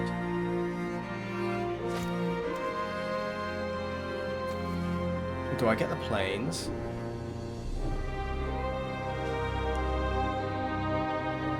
And then hold up Elspeth Smite. Zer's lifelink is better than Sunfall.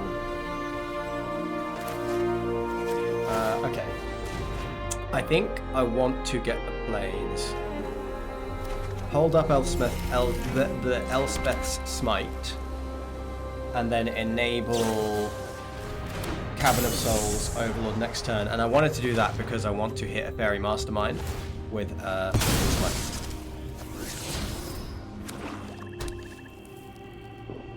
I've got second Hushwood.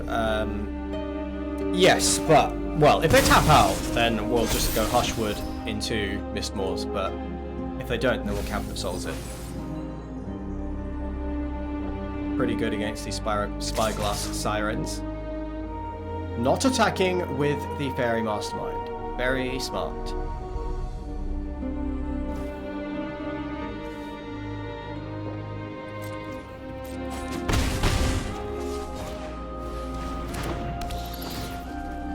Cavern Bat.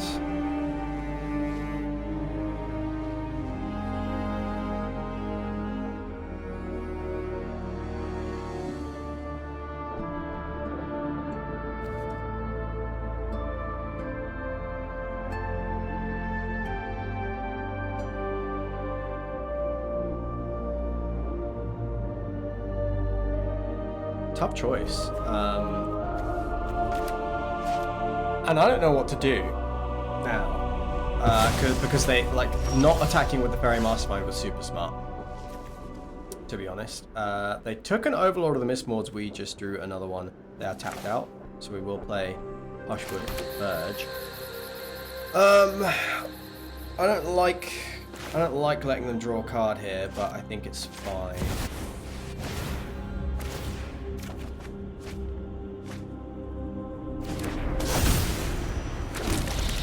Does stabilize the board pretty well.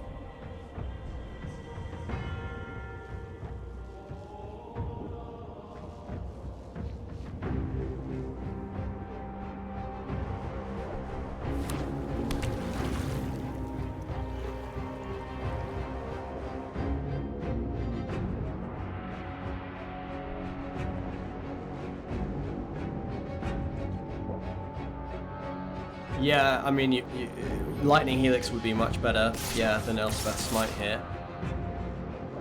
We'll trade these off.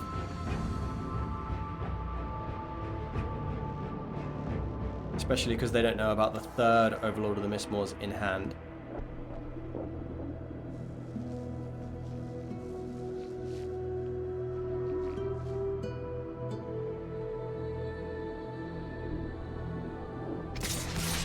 Okay, strange, but we'll go here and here for sure. There's no reason not to. Yeah, they draw 2 cards. But I don't know if that was really worth it for them. Lightning Helix is great. But I think just making the blockers is good enough. And holding up a Smite.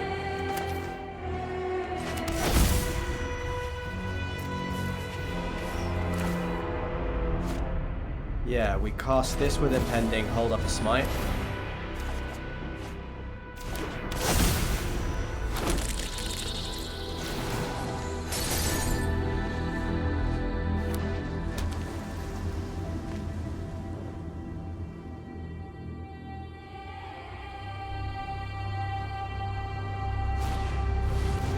Gix's command.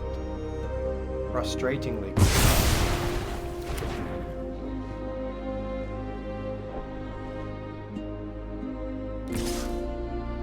Opponent is playing pretty smart. But still, they draw 1 card here. We can leyline binding the Enduring Curiosity next turn. That's acceptable.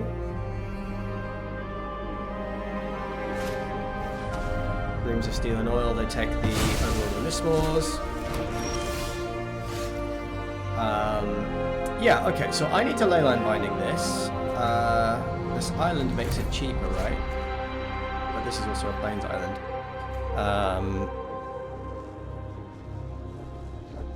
So if I leyline binding, that's going to cost me 4, 1, 2, 3, 4, and then hold up Elspeth's Smite. So do I binding the Siren? That can't be right.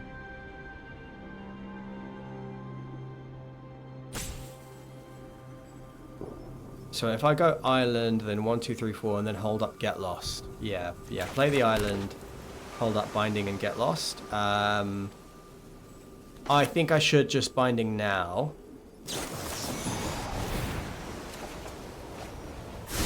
Good draw. And then we can pass.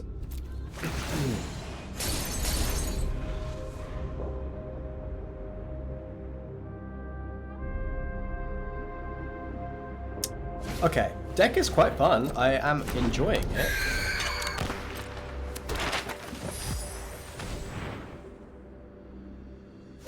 If they're going to go all in on this Siren. I mean, let's see if they do get it to 5 here. They do.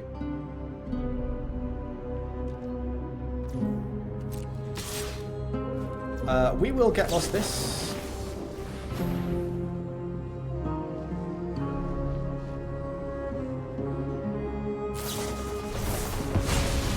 Phantom Interference, okay. They deal 5, but we have the Lightning Helix in hand. We can Helix and Smite it next turn. And then we start making like infinite 2/1s. If we draw an untapped land, we can we... We don't have all the red to... Oh, okay, double smite is good. Double smite is good. So we can... Yeah, I don't have triple red, so I can't Boiler Bilges and Helix. But I can Boiler Bilges, kill one of these.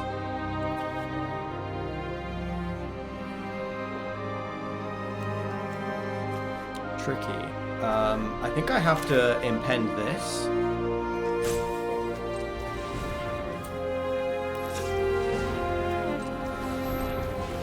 You don't think so?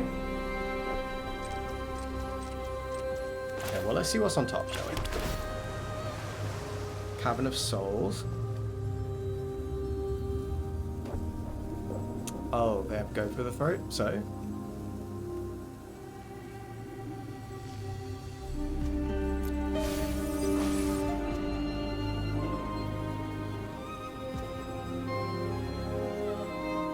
Yeah, but I think what I'm supposed to do is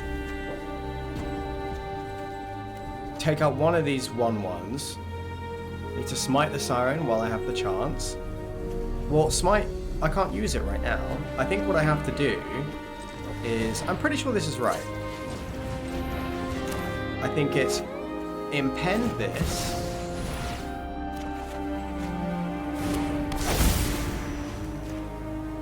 Take out one of these. Hold up 2 smites. Like, they go for the throat this, yes. But I have to double smite this Siren.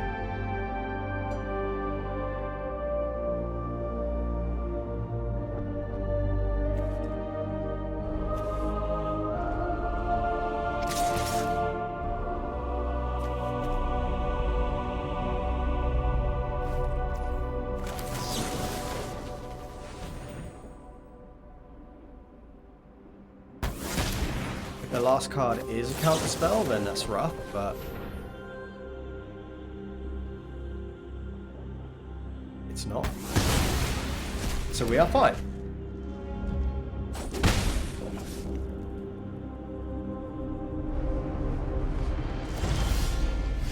Oh, Zer. So tragic that we can't cast that. Tragic! Okay. So this is fine, they're gonna do their thing.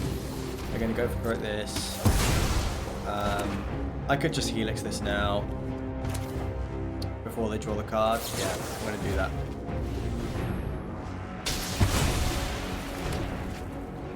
And now they have a bunch of stuff to deal with. It's going to be tough. It's going to be tough for them. Maybe I should have topped... Oh, they have a man land? Well...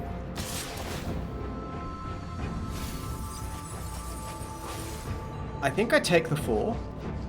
And then I have the 2-1 blockers for next turn, right? I attack with this thing once. Yeah. I take the 4. Commercial District. Well, let's get our attack in. Let's make our 2-1s.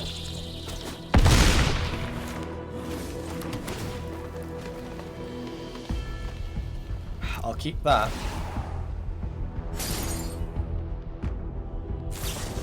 There's a removal spell. Kill spell off the top, and they clinch it.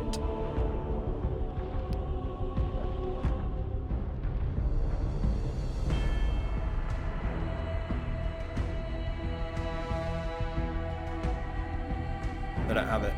If they had it, they would have done it by now.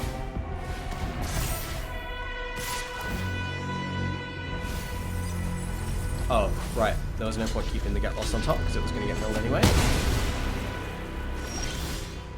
Up the beanstalk. Well, let's start there. Swamp Zer. Oh, yes! Yes! Dude! So fun! Sweet. Sweet! Deck's fun! Bronze 3. That's what I'm talking about. Alright. Awesome. Yeah, deck's fun. It's quite cool. It feels like... Yeah, it's fun to play. I'm still definitely... I do I do need to practice. I definitely need to practice. But the deck is fun. Very nearly did a couple of ways there, but I felt in control the whole time, Sam. There was not a second where I was doubting whether we had that game. No, I'm still picking up like what all the cards do, what the open mana means. It takes at least a couple of weeks to sort of get used to all that.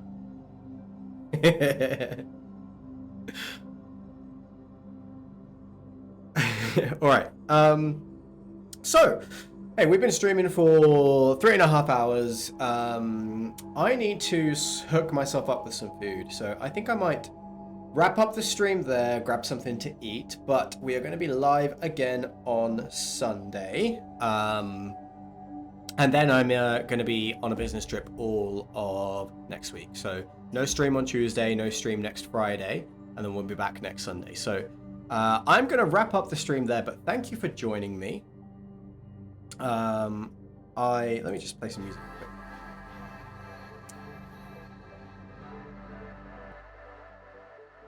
Yeah, okay. Hey, thank you for being here. Thank you for joining me. I hope you enjoyed the stream. We are going to be back on Sunday where I might play a little bit more standard. But it might be a chill stream. We sit back, we play some Veilguard because I've been looking forward to playing Veilguard all week. And yes, once again, I'm off. I'm away all of next week. So no Tuesday stream, no Friday stream. And then we're going to be back next Sunday as well. And then things should be consistent. I'm planning on actually being here. And I'm going to try and make every stream up until like end of Jan is like my next trip.